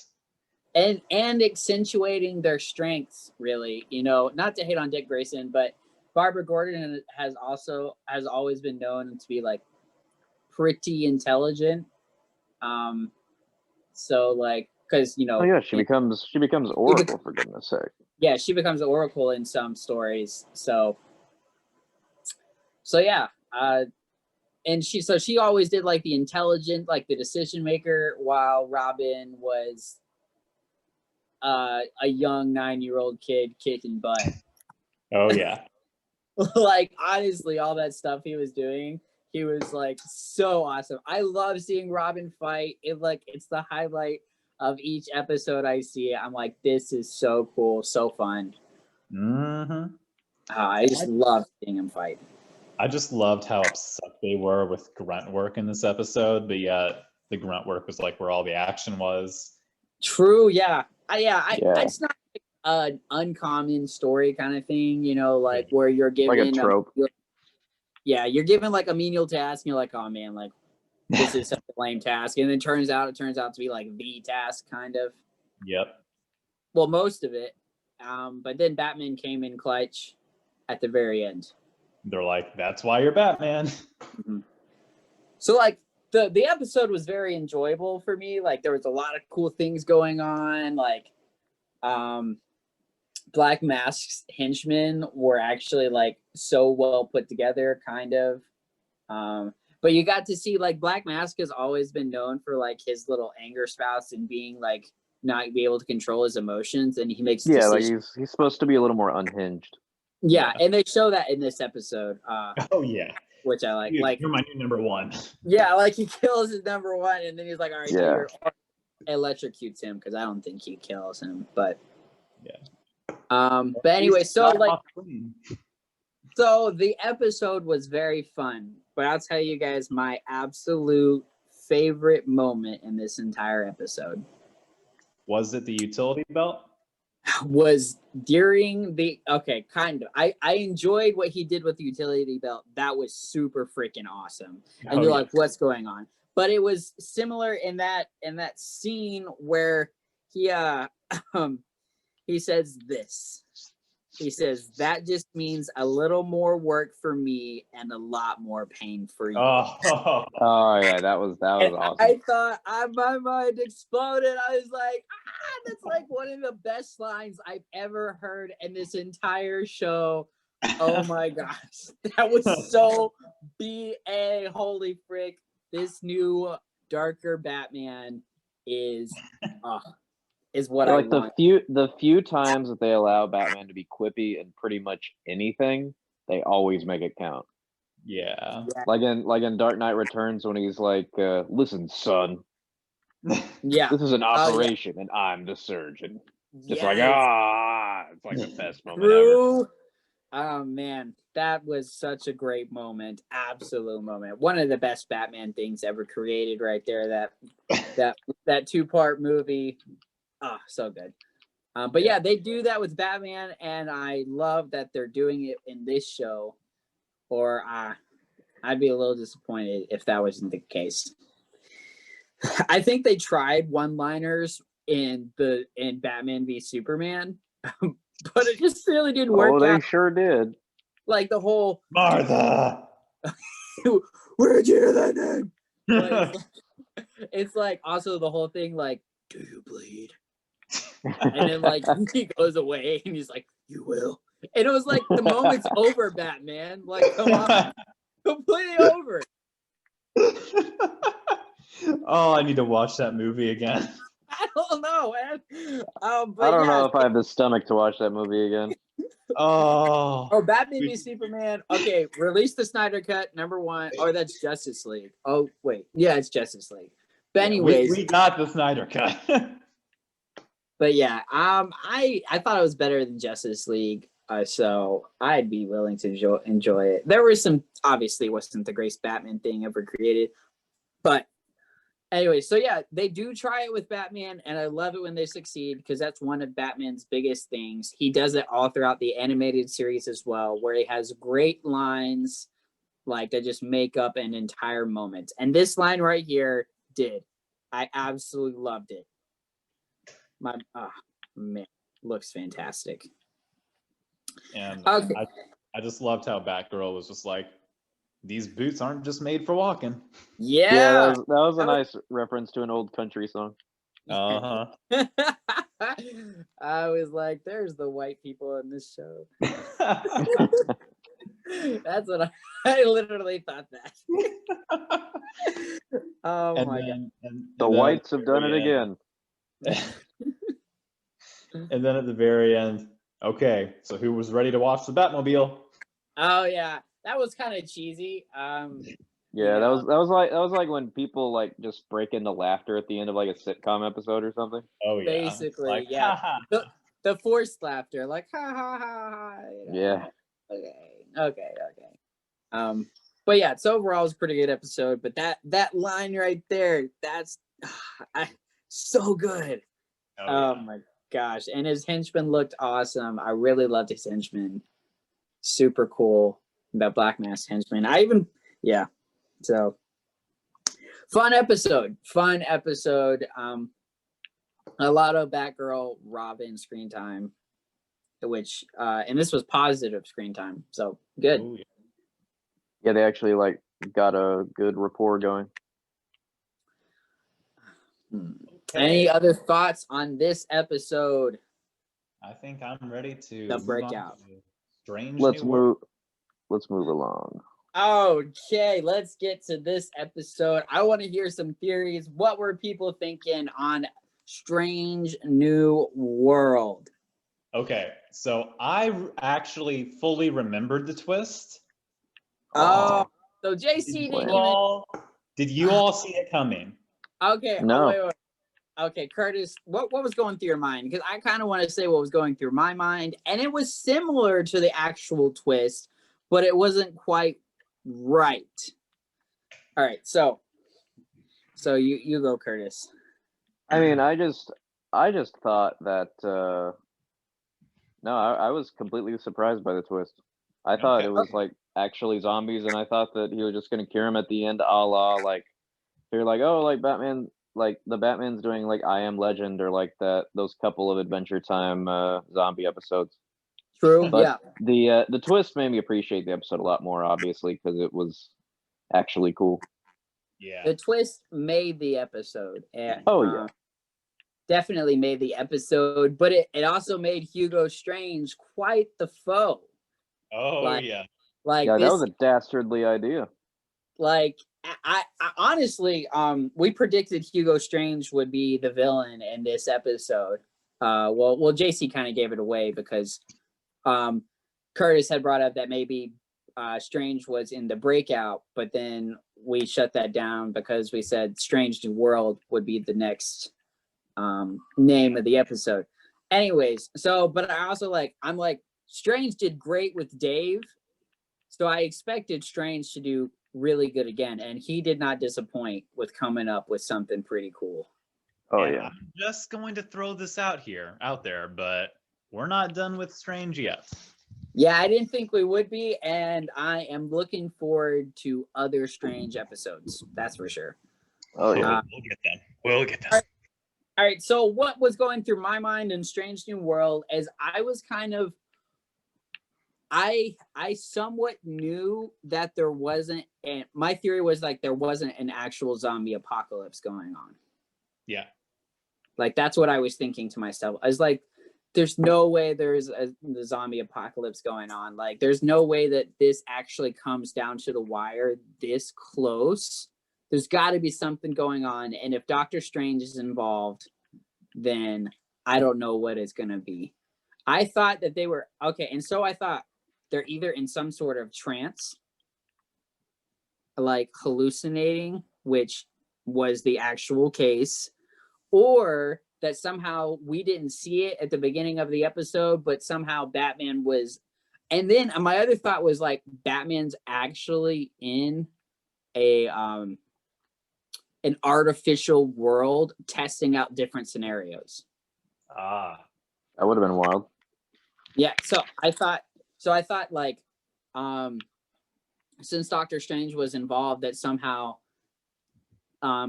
Strange was able to create another scenario like Dave, since Strange created that. So he created this artificial world but it was under, and Batman was using it to either test his abilities or he didn't know he was in this artificial world.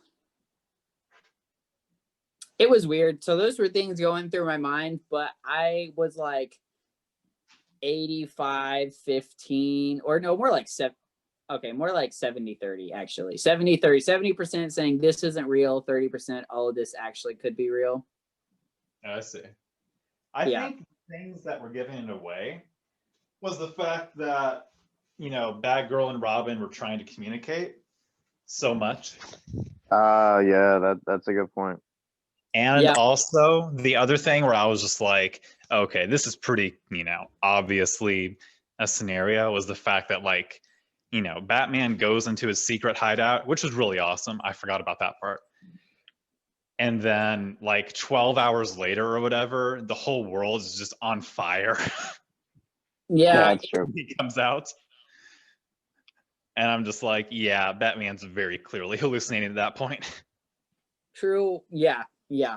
That definitely gave it away. I did think his hideout was super cool. I was like, that makes total sense that he would have another hideout. Oh yeah, totally. However, what was running the hideout? That's my question, because it wasn't Batwave, because they can track via Batwave. So that's something to think about. Huh. That's a good point.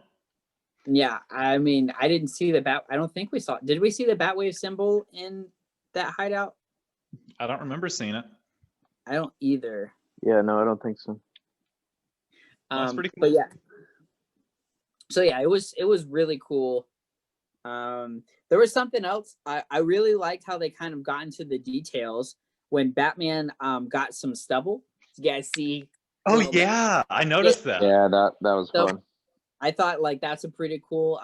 Paying attention to details, kind of trying to show that he's worn out and he's tired.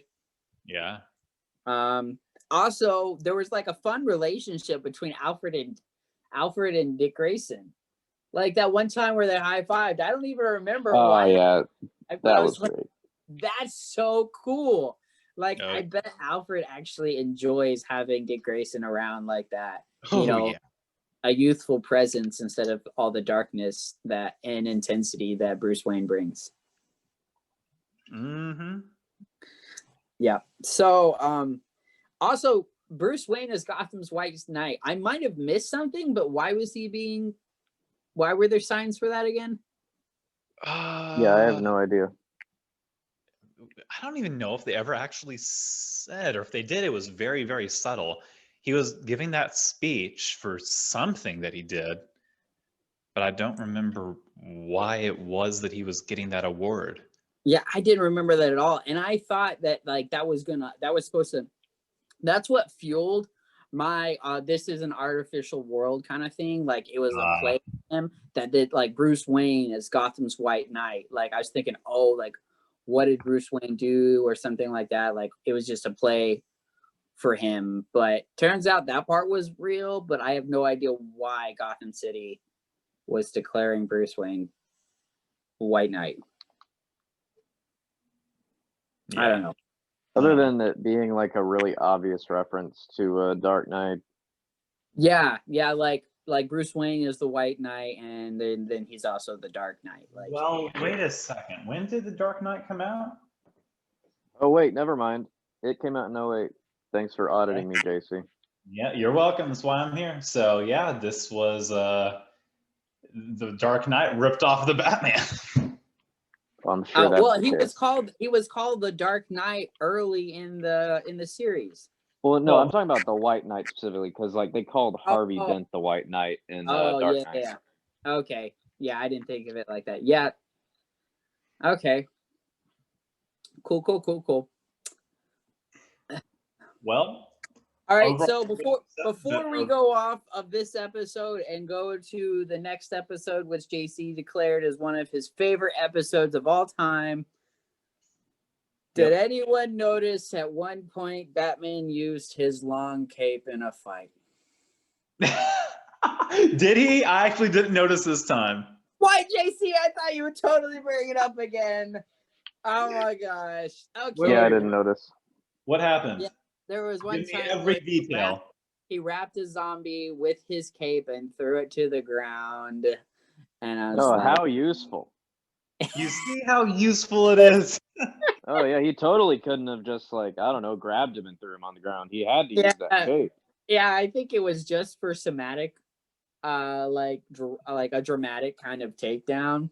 But yeah, so that did happen, and I have one of those emojis there. I don't think you guys like if you can see it. You can't even see it. Wow, that's horrible. No, not quite. All right, so it's one. Yeah. Anyways, I thought you were gonna bring it up, so I decided to write it down. Well, I appreciate it because I am ashamed that I didn't catch it, but I'm so glad you brought it up because. But still unnecessary. Well, I feel like it just further validates my love for the long cape. Yeah, you got two inches in a mile, man. Come on. Okay, right. well, are we ready for the main course? The main course. Oh my goodness, this episode was really interesting, wild, absolutely insane. Obviously inspired by something that we had mentioned in this episode. Oh yes. So this episode. Okay, can I would like to lead with JC on this one. All Just right. because I want to know, JC, was this as good as you remembered? Oh, yeah. And even better because I actually understood the references. Because as a kid, this predates the Dark Knight Returns movies, I'm pretty sure. Yeah, not the comics, but the movie. But not the comics. Well, yeah, of course, because this is, very obviously a reference to the Dark Knight Returns. Yes. But this is probably the first animated, short, reference / adaptation of a version of that version of Batman. No, I'm pretty sure animated series adapted it at one point. Did it? Yes. Yeah, yeah, it did.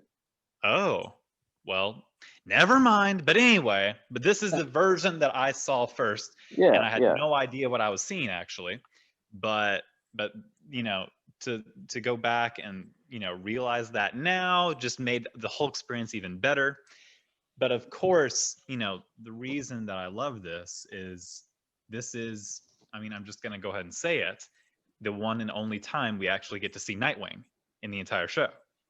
That is true. Well, I don't know that, but we did get to see Nightwing.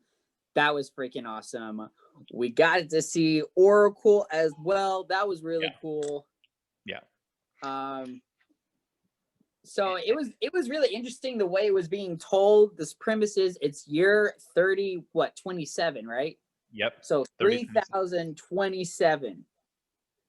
Yep. Which was also interesting as we're gonna play out here. They made a reference to something, and I'm gonna ask you guys if you guys have picked up on it. But something really cool was the what are we gonna call these people? Police officers? Yeah, I guess. Because the one guy was the commissioner, so yeah. Oh well, okay, kind of. Okay, so yeah, and the police officer one was talking about how the Batman tales have been told to kids. I was like, wow, this is super cool. And then he becomes a myth at some point. Yeah. Okay, I do have a tiny nitpick in terms of the setting for this episode. Okay. Yes. Okay. All right, so this takes place in New Gotham, or as they should have called it, Neo Gotham, because that's way more futuristic sounding. Yes. I can understand the Batman, right? Being immortalized and remembered, we're in 2227 or 2327 even, but 1,000 years later, 1,000 what the years heck? later. Yes. Well, too long. To Way be too long. fair, we're currently living 2,000 years after Christ. Yeah, I don't think Batman's quite on the same popularity level as Christ.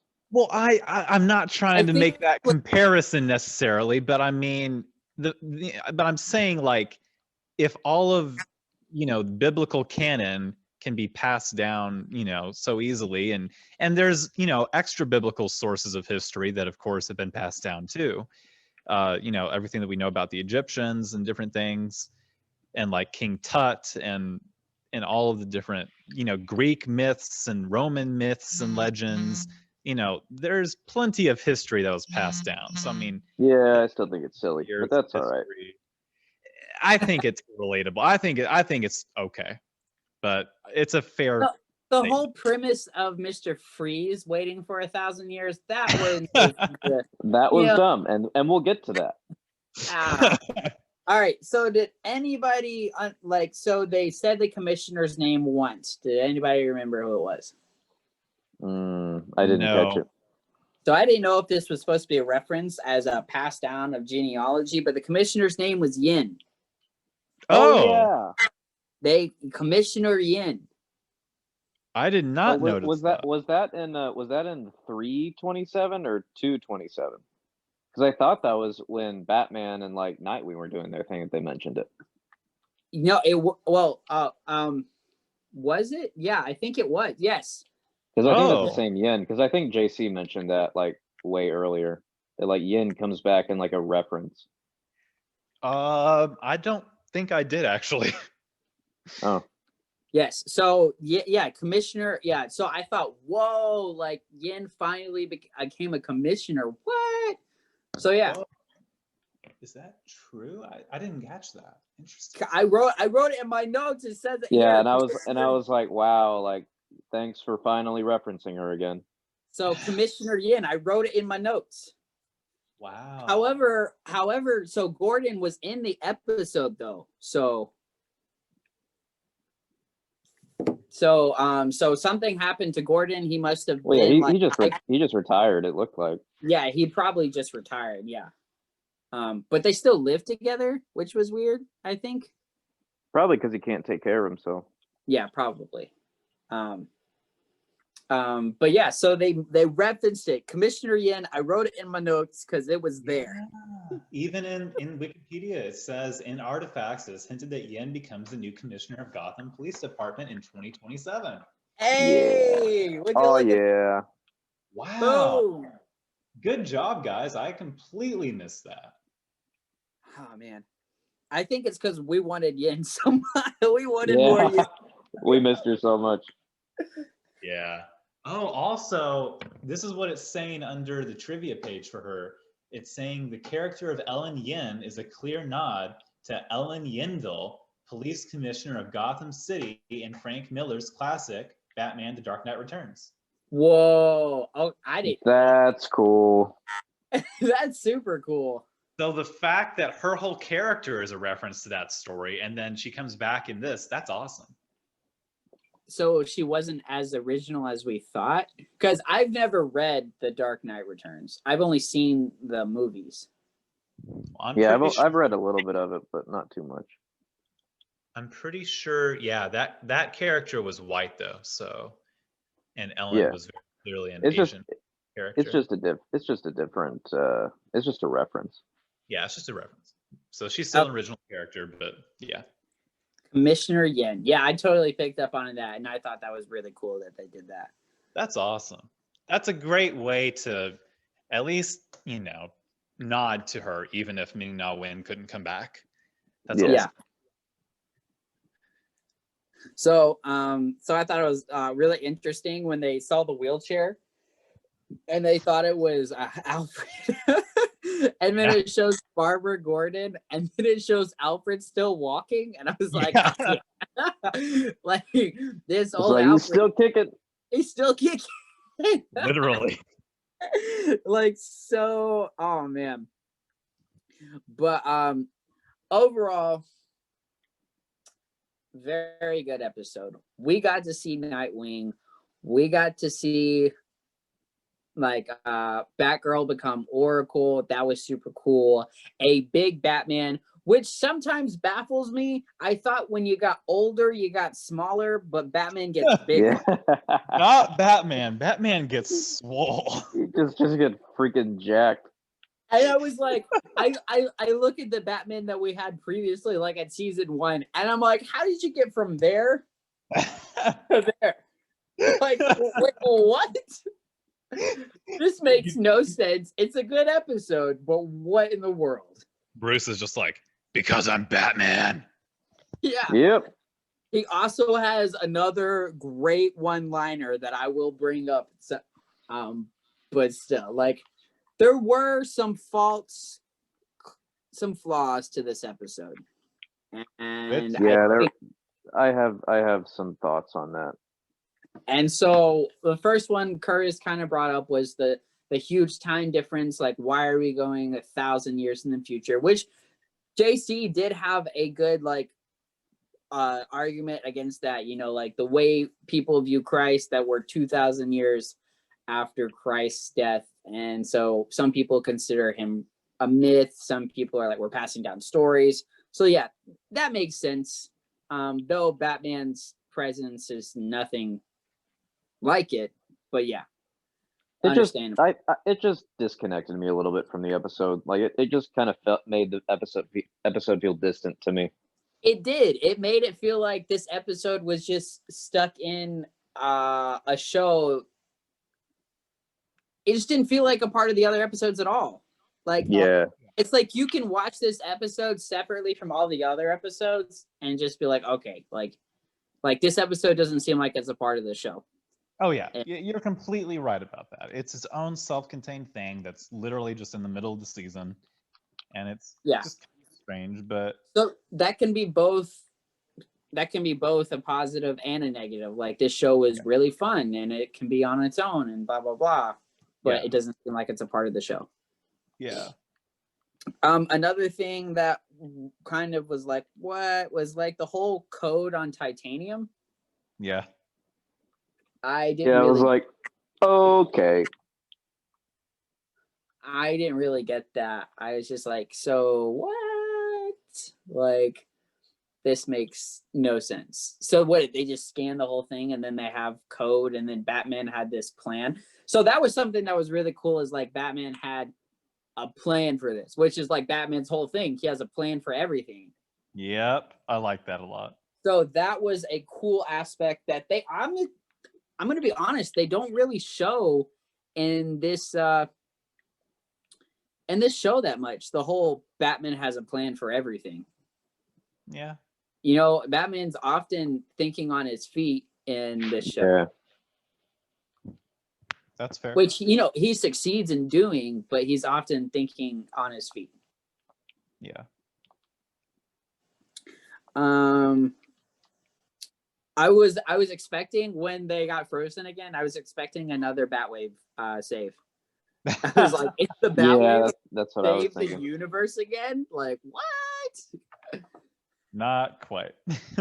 Batman's just like, yeah, let's just explode with missiles.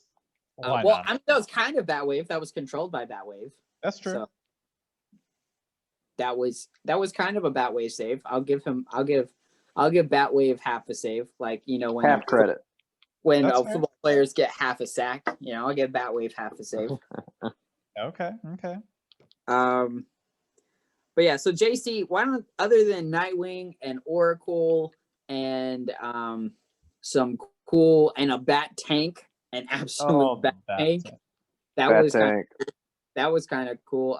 What are some other things that you would bring up? Why this, as you declared, was your favorite episode of all time? You have the floor. I always love episodes of any show the most, that the ones that bring out mythology, or the ones that expand upon the story in a different setting, either the past or the future. I don't know, something I just really love that.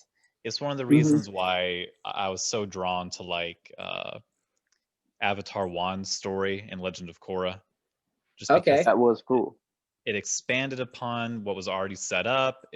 I just love mythology, and the fact that they and mythology and legacy, and the fact that they showed Batman's legacy, that we got to see his partners grown up. We got to see Nightwing.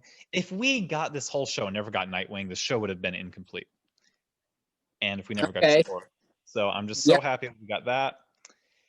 And just the ability to see that everything Batman did mattered throughout his lifetime, but even in the far future, he still continues to make a difference.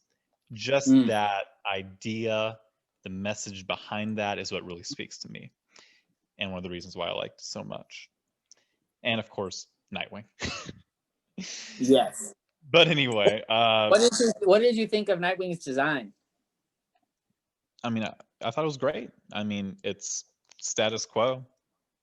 I didn't really have anything to say positive or negative. It was Nightwing. You saw the what did you think of it compared to Batman the Animated Series Nightwing? I mean, I actually like this one better because Josh is about to come smack you through that Zoom call.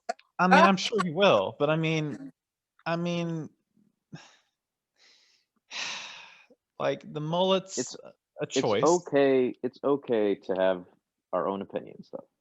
No, it is, and there's some things that I enjoyed about this design of Nightwing. All right, and the Batman. Yeah. All right. So one of the things I enjoyed is I like both of their birds. All right. Yeah. And their birds are almost identical except in color. Like if you look at the design of the birds, they are exactly the same except in color. Okay. Nice. I also like that you can tell he was a little aged and that crime had really done a number on him. You can see it in his face and just his design. You can see that he's much older. And the haircut was kind of cool. They kept the short haircut that he had. Like he almost, he kind of looks like if Robin had just become an older person, and that's about it, you know? It's funny because he's only actually 29 there. So he's barely older than us. Yeah, it's true.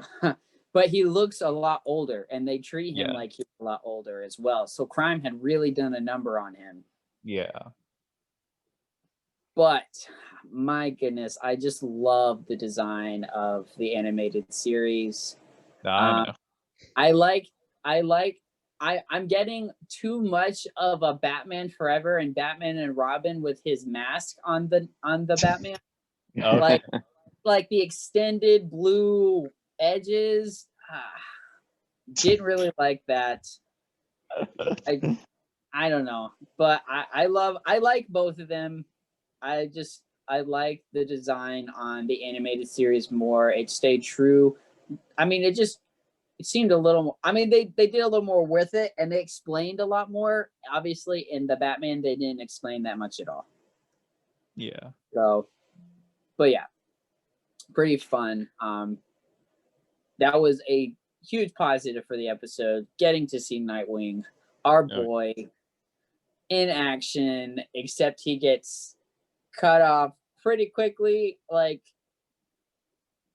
with the whole freeze thing, I was like, "Oh, come on!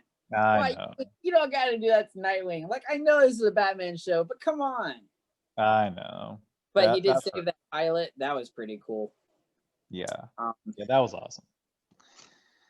So, Curtis. Yes, sir. Did this edge into I'm just gonna say your top 2 favorite episodes of the entire show so far? No. All right. Like I absolutely understand and appreciate and love that JC loves this episode so much. Yes. And I think that he is 100% valid in that.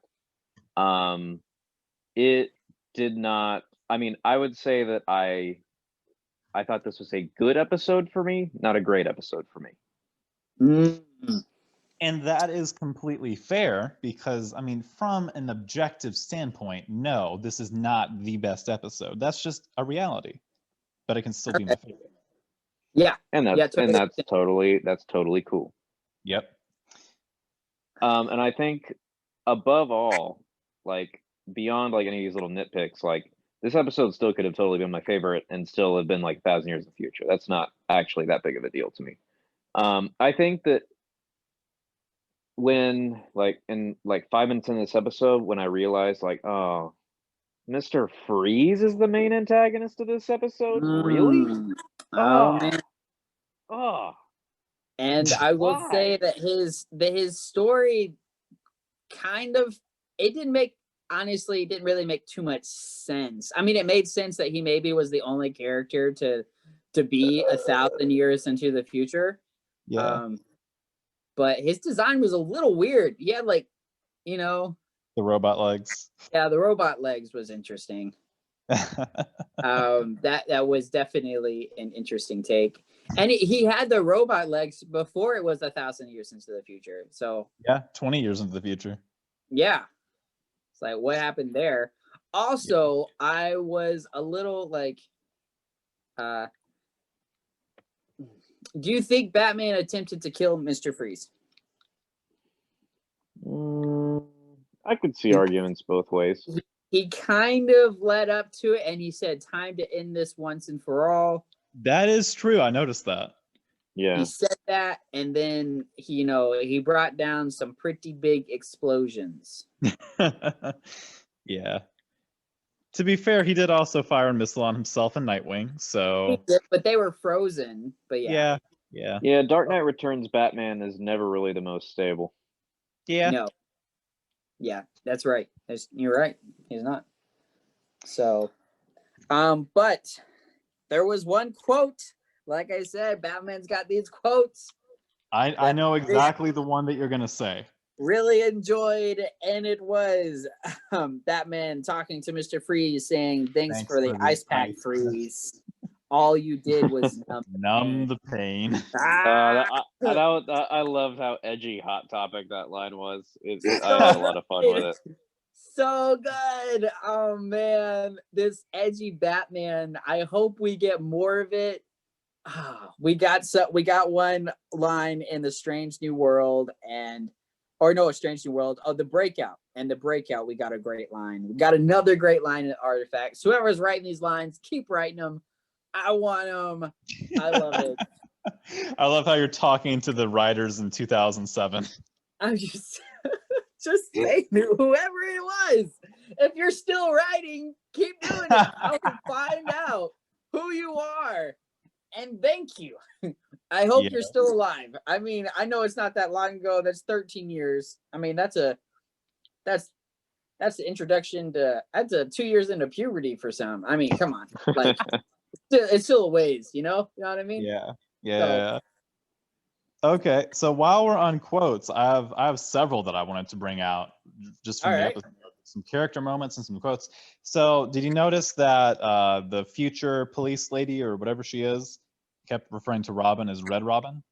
Yes. Yeah, I was like, yes. I was super hyped for that, and I thought, wait, does so like that confused me a little bit. Like I was like, then and I'm like, some things got lost in the mix, and I think that's why, because like Curtis, you know who becomes Red Robin, right?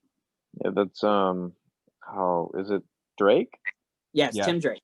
Tim Drake becomes Red Robin.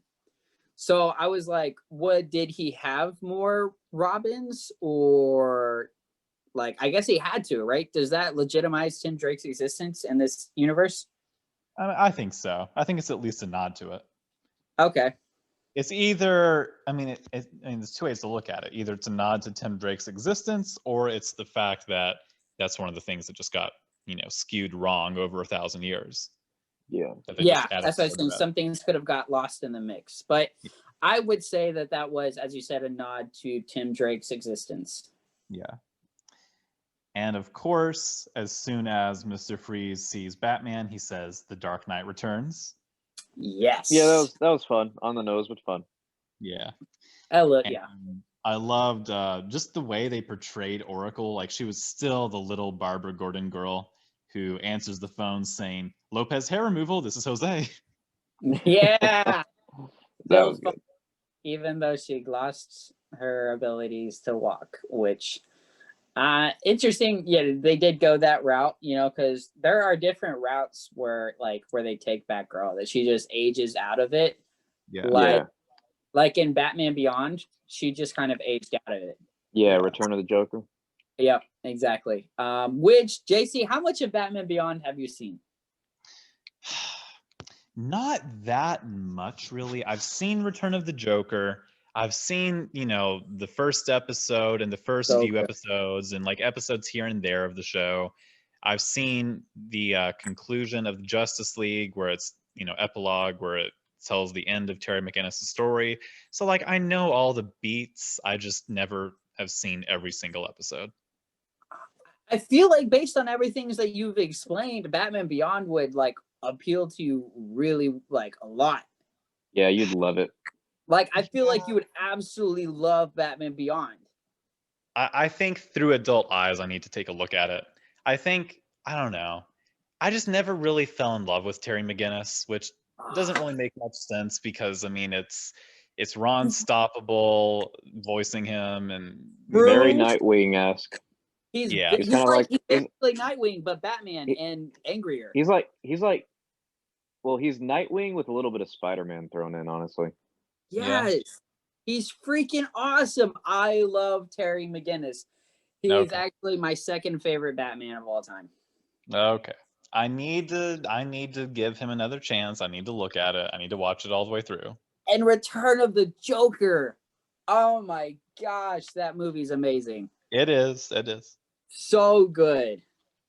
And Terry McGinnis's role into that, man, when he just starts laughing at the Joker, I was like, the original Batman would have never done this. And my goodness, the whole take, so good. Terry McGinnis, love it. I think based on what you've explained of why you like this episode, JC, I think you would like Batman Beyond. I need to give it another chance. You're right. You're completely right. I never disliked it. I don't know. It never spoke to me as a kid.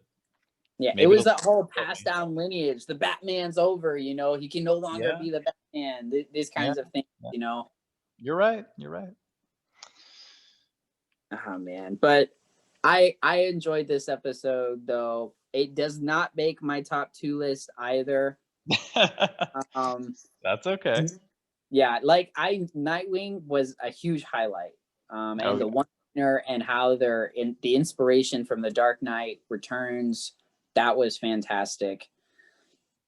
However, we're kind of reviewing this show, and this episode just doesn't fit. Well, yeah.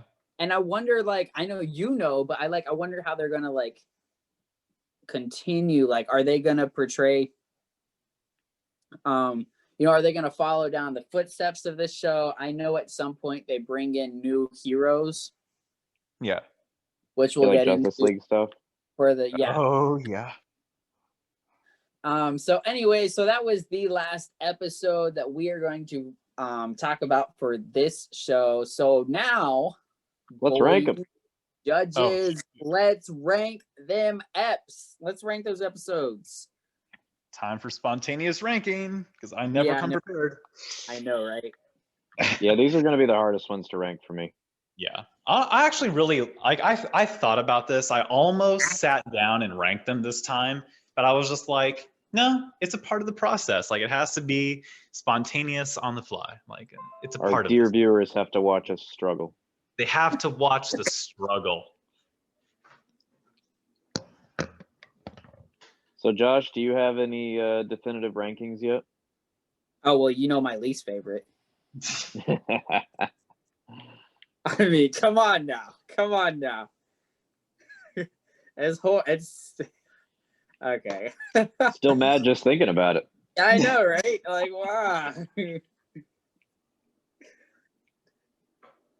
Oh man. Like, this will be the first. This will be the first one I rank something last out of spite, as opposed to just because it was boring. Yeah. Oh my. Okay, let's see. This is really hard. This is difficult ranking this stuff. Yeah. Oh man. I can try to go first. Oh yeah, sure. Yeah, if you want to do it, heck yeah, let's go. What you got? All right. At the bottom, clay faces. Yeah. Because arg makes me angry. You get no disagreement from me at all. After that, I'd probably put the Everywhere Man. Okay. Just because, like, villain-wise, he was probably the least interesting, save for, like, Mr. Freeze, but there's a lot more going on in that episode, obviously. And also something I wanted to mention that I thought was funny about the Everywhere Man was he has anime hair. Oh, true. Yeah. Very anime hair. Yes, very like. It reminded me of season 2 Zuko. Yeah. So then I'm going to put Tame Penguin. Killer Moth was a fun introduction. And of course, seeing Batgirl and Robin interact was fun. Then I'm going to put Strange New World. Okay. Yeah. I mean, most of the episode was fine, but the ending was really good. Then I am going to put Artifacts. Just because there was a lot I liked, a lot I didn't like. Kind of a hot and cold episode for me. Overall good though. Yep. Yeah. And then I believe the only one left is A Matter of Family at number 1 for me. Just because I thought that. Did I forget to rank one? Have you said the Breakout? Oh yeah, Breakout. I'd put Breakout right underneath Artifacts. So that would be my number 3. Okay. And then just because I thought the Batgirl Robin stuff was some of the strongest character work in like this batch of episodes for me. Yeah. And like it felt like they were actually developing them. So I like that. So and then number 1 I'm at go ahead. Go ahead, go. And then A Matter of Family is at the top because while I did not like the villains at all, and this will be the first time I rank something number 1 with terrible villains. I thought that it was the most evocative one, just because like seeing like Bruce like become a father figure was I thought they did it pretty well. Oh yeah. But I will say that in terms of number ones so far, this is probably the weakest number one. Okay. Josh, would you like to go? All right, so I'm finishing up my list, and it's really difficult. I can just go ahead and say mine really quick to give you a little time. Yeah, do it. I got it. Okay. All right, so at the bottom of the list is understandably Clayface's Boo. Ash, and then I have Team Penguin. I mean, Killer Moth was probably the coolest part of the entire episode. Yeah. The rest of it, not so much. Give some props to Killer Croc. Yeah, true. Cowboy Cajun Croc. Yes. Cowboy Cajun Killer Croc. We got that guy. Yeah, he's fun. Always fun. So it's Team Penguin. Next is Everywhere Man. I put it above mainly because we get more Robin, and I liked all the Robin. I love seeing his fighting style. Yeah, most of these episodes are separated by a hair for me. Yeah, no, totally understand. And so, the more Robin, in my opinion, the better. I really like him. At first, I was like, but now I'm like, definitely on this Robin train. Mm-hmm. And then I have Strange New World, which was a lot of fun, cool stuff going on. I mean, Strange is a great foe in this show. Mad genius. There were some, probably the most formidable one. Yeah, so far, yes. Did I miss something? Oh no, I didn't miss anything. Okay, I can't believe I. All right, so and then next is the Breakout. I liked seeing the teammate with Robin and Batgirl. That was super cool. The henchmen outfits were super awesome. I did not like Black Mask's design. They could have done better for sure.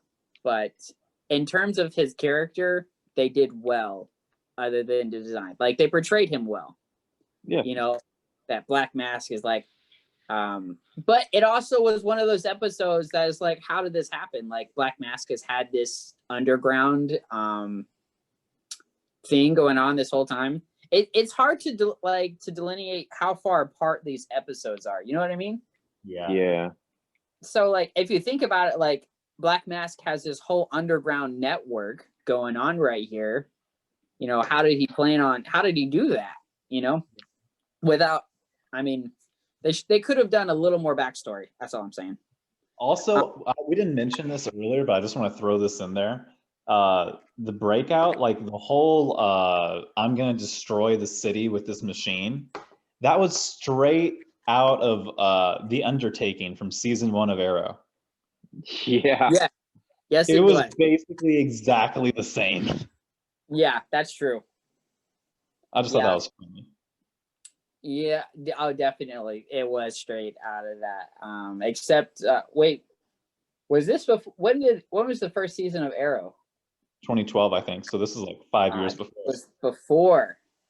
Oh yeah. Man, we're seeing some unoriginal ideas pop up here, guys. Come on. Everything ripped off the Batman. Everything. Yeah, everything. And then at number 2, I have A Matter of Family. Very cool origin. And Robin, like, that's all I gotta say. And like Robin's appeal, like, love of Batman, idolizing Batman, super cool. The Flying Graysons is super awesome. I wish a show would really like play more Flying Grayson stuff, like really follow through. Like, as I've always wanted is a Dick Grayson show where it goes like, maybe not as extensive as like Gotham, where you're just like, you're following him as a kid, but Yeah, maybe you're just like, this is too much information that I don't really care to know about. Exactly. You know, Yeah. I don't want that, but maybe some like extensive flashbacks where you get to see him as a kid for a while or whatever, and him with his family, and really get you attached to that family. You know what I mean? Yeah. Mhm. But I love the Flying Graysons. I've always wanted a cool Flying Grayson shirt. And there's a few out there, but they're okay. And at number 1, I do have Artifacts. Yes, I do. Mainly because the whole Dark Knight Returns inspiration we got going on here. Big Batman, tanky Batman. We got Nightwing. We got the Oracle, Freeze, and he was okay as a villain, but we got to see some cool stuff. So yeah. It is really funny to me, like how far your all's perception of Mr. Freeze fell from that first episode. Yeah, well, he was so cool. Well, in that first and we forgave a lot to see that cool Batman suit. Yes, Yeah. we did. And he had some cool one-liners too. Yeah. I can't help but think every time someone says to chill in a Mr. Freeze episode, I'm like, come on now. Like what? Like, wow, okay. But yeah, he did kind of fall down in the ranks. Well, yeah, because he just didn't change from that point. He was the same. Yeah. He didn't. There is no character growth. And as I mentioned before, when we talked about Mr. Freeze, we enjoyed the episode, but I love Batman's The Animated Series origin story a million times more. Oh yeah, doesn't even compare. I know. But yeah, so that's my list there, judges. JC, I kick it off to you. What you got? Okay. Is it similar to mine? Is it not? Like, what we got here? You know, interestingly, this might be either the closest or tied for the closest that we've ever been between our 3 lists. Okay. Wow. I mean, we were pretty close last time, I thought. Yeah, we were very close. But interestingly, this time, my list, there's only 2 that are switched, I believe, between myself and Curtis, and a different 2 that are flipped between myself and you, Josh. All right. So I'm only like 1 off from both of you, which is really interesting. All right. So here we go. JC, if you have anything different as your least favorite other than clay faces, I will invalidate your entire list. You know, when I started ranking them, I started with the express intent of really, really, really wanting clay faces to be higher than the bottom. Just out of spite. I'm a filthy man. You're a filthy man, JC. Evil JC. Evil JC. Evil JC. He's greasy. All right, so, JC. Yeah, I had a little bit of Evil JC come out for just a moment. But I started from the top and I worked my way down, and it just so happened that objectively, I couldn't argue that it was the worst of the 7. Yeah. So yes, clay faces at the bottom, and upwards of that. And for quite a while, my list is the same as Curtis's. I go to the Everywhere, and then I go to Team Penguin, and then I go to Strange New World, and then I go to the Breakout. And all of those are exactly the same. And the only difference between myself and Josh is that I believe he switched Everywhere Man and Team Penguin. Correct. Yeah. Yeah. So yeah, so I'm really close to both of you. And then I put, exactly like Josh, A Matter of Family is number 2 and Artifacts is number 1. So yeah, so we were all very much on the same wavelength once again. Do you have anything to add of why you made that list? Like, what about A Matter of Family made number 2 for you? Was there anything different than what I said?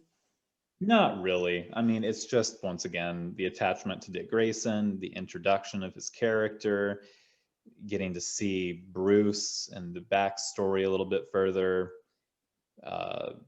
Yeah, just, all right. And all the great moments, all the little things that made A Matter of Family so good, with the cameo voices, some really good just character moments, and like how I mentioned, like Dick's eyes when he saw Batman, just the little things that just really stood out to me. Yeah. Yeah. So good. And like I said before, like the last shot of that episode of the Cape Crusaders, the dynamic duo, that establishing shot of them for the first time is just so iconic. So iconic. Really good. All right, so I would say that was a pretty good, except Clayface's that could be wiped off the face of this, the face of existence. Abomination. Intro to season 4, and it seems like every season has that one episode, you know. True. Totally. Let me try to think here. The icy depths of season 3. I think that one could have gone. Like Thunder was almost on the verge too. Like, you know. But the Batgirl moments saved it.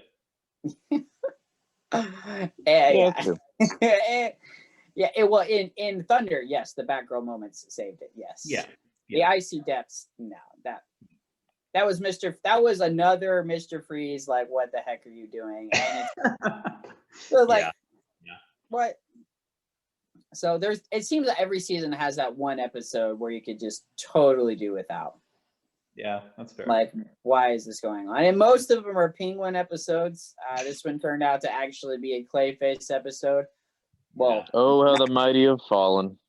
Yeah, not really even Clayface. Like, well, yeah, I guess it was Clayface, but Clayface 2. Clayface 2.0. I think that's what he called himself, right? Excuse me. Yes. All right, so boy, we have 5 more episodes left, or six more episodes. Six more episodes left in this season. Mm-hmm. Do we want to go over the titles and talk? Let's do it really fast. I actually have to go, but you all can totally chat about them without me. Okay, we're gonna go through them real fast, but yeah, if you have to go, we can go. You can go. All right, this is Judge Cooper signing off. All right, man. We will see you next time for the last half of season 4. Yes. Yep, we'll wrap up. We'll wrap up season 4. Be sure someone says court is adjourned because I can't. So see y'all later. Have a good one, Curtis. All right, JC, my guy. We got the last half of season 4 here. I don't think I really asked you. He asked you if the episode held up, but is Artifact still your favorite episode of all? Unless something really surprises me with the last half of season 4 or season 5, yeah, it is. All right. It's a factor of nostalgia and just the love of everything that the episode brought to the table. Because I mean, I just love that episode as a kid. Yeah, I got you. Yeah, you should definitely watch Batman Beyond. Okay. All right, so the episode 8 is called Seconds. Mm-hmm. I am guessing that this is probably an original villain. Yeah, I would guess so too. It almost sounds like a fast villain, or like seconds. Like you only got seconds to do this. You know what I mean? Like, Yeah, I really don't know much about who that villain is or anything really about it. I don't either. But sounds interesting. We'll see what happens.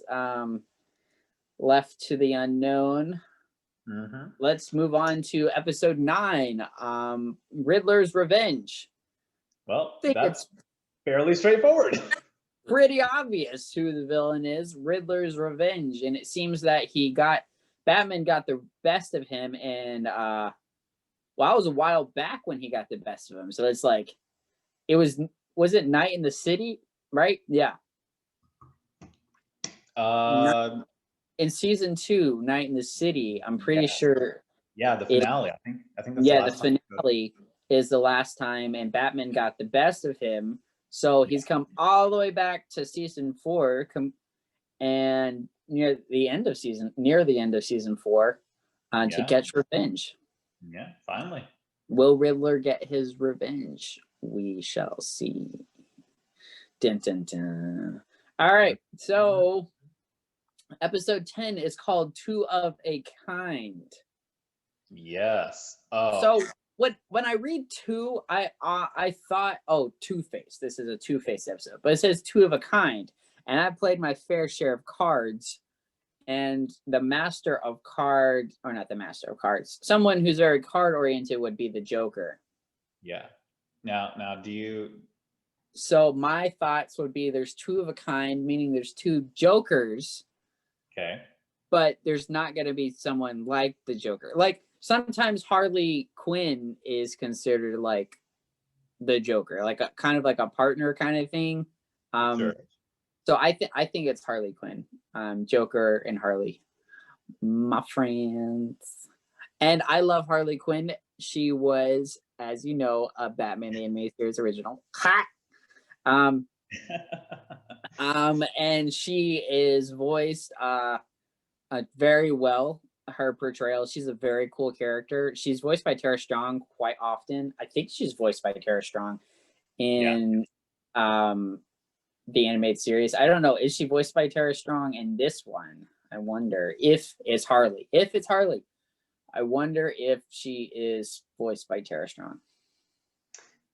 I'll just say this. I think that Tara Strong exclusively voiced her up through, I can't remember when another person took over. I'm guessing like 3 or 4 years ago. Okay. So yeah, if you are correct, yes, Harley would indeed be voiced by Tara Strong. I'm almost. She's she like Mark Hamill, like those two voice actors are so good. Oh like, yeah. Absolute dynamites in voice acting. Kudos to them. All right, so episode 11 called Rumors. Yes. No idea. Like it gives no, like honestly, I'm getting like weird thoughts of the rumor weed off of VeggieTales. So I just saying, like, I have no idea. It could be absolutely anyone. I guess we'll see. Yeah. Yeah, and so that's kind of the same with episode 12 and 13. We got the joining part 1 and part 2, which brings some hope to the finale because every time we've had like 2-parters, they've been pretty good. Oh yeah, and the good thing is that we have a 2-part finale for season 4 and season 5. Oh, you're right. Yeah, we do. Yeah. Well, there we go. Yeah, so the Clayface 2-parter, absolutely amazing. Such an emotional roller coaster. Just so good though. So well written, well portrayed. So I have hope for 12 and 13 of The Joining part 1, The Joining part 2. Though I can't really guess at all who the villains are. Just excited to see what happens next. Yeah, it is indeed going to be just action packed from here on out. Like, ooh, let's go. I'm just looking at the episodes and what's going to be brought to the table from here on out, and there's a lot of good stuff. Like the story just continues to pick up pace, and it just never relents. So yeah, it's gonna be a wild ride, but it's gonna be a fun one. All right, I'm excited to watch, to view, and to rank these episodes, and experience more of the Batman. Hope we get more of those one-liners that I like, and it continues to stay dark, and Robin to stay cool. Indeed. Yeah, I couldn't have said it any better myself. Well, guys, thanks for listening or watching another episode of the Court of Capes. We got Judge Brown and Judge Shelton signing off.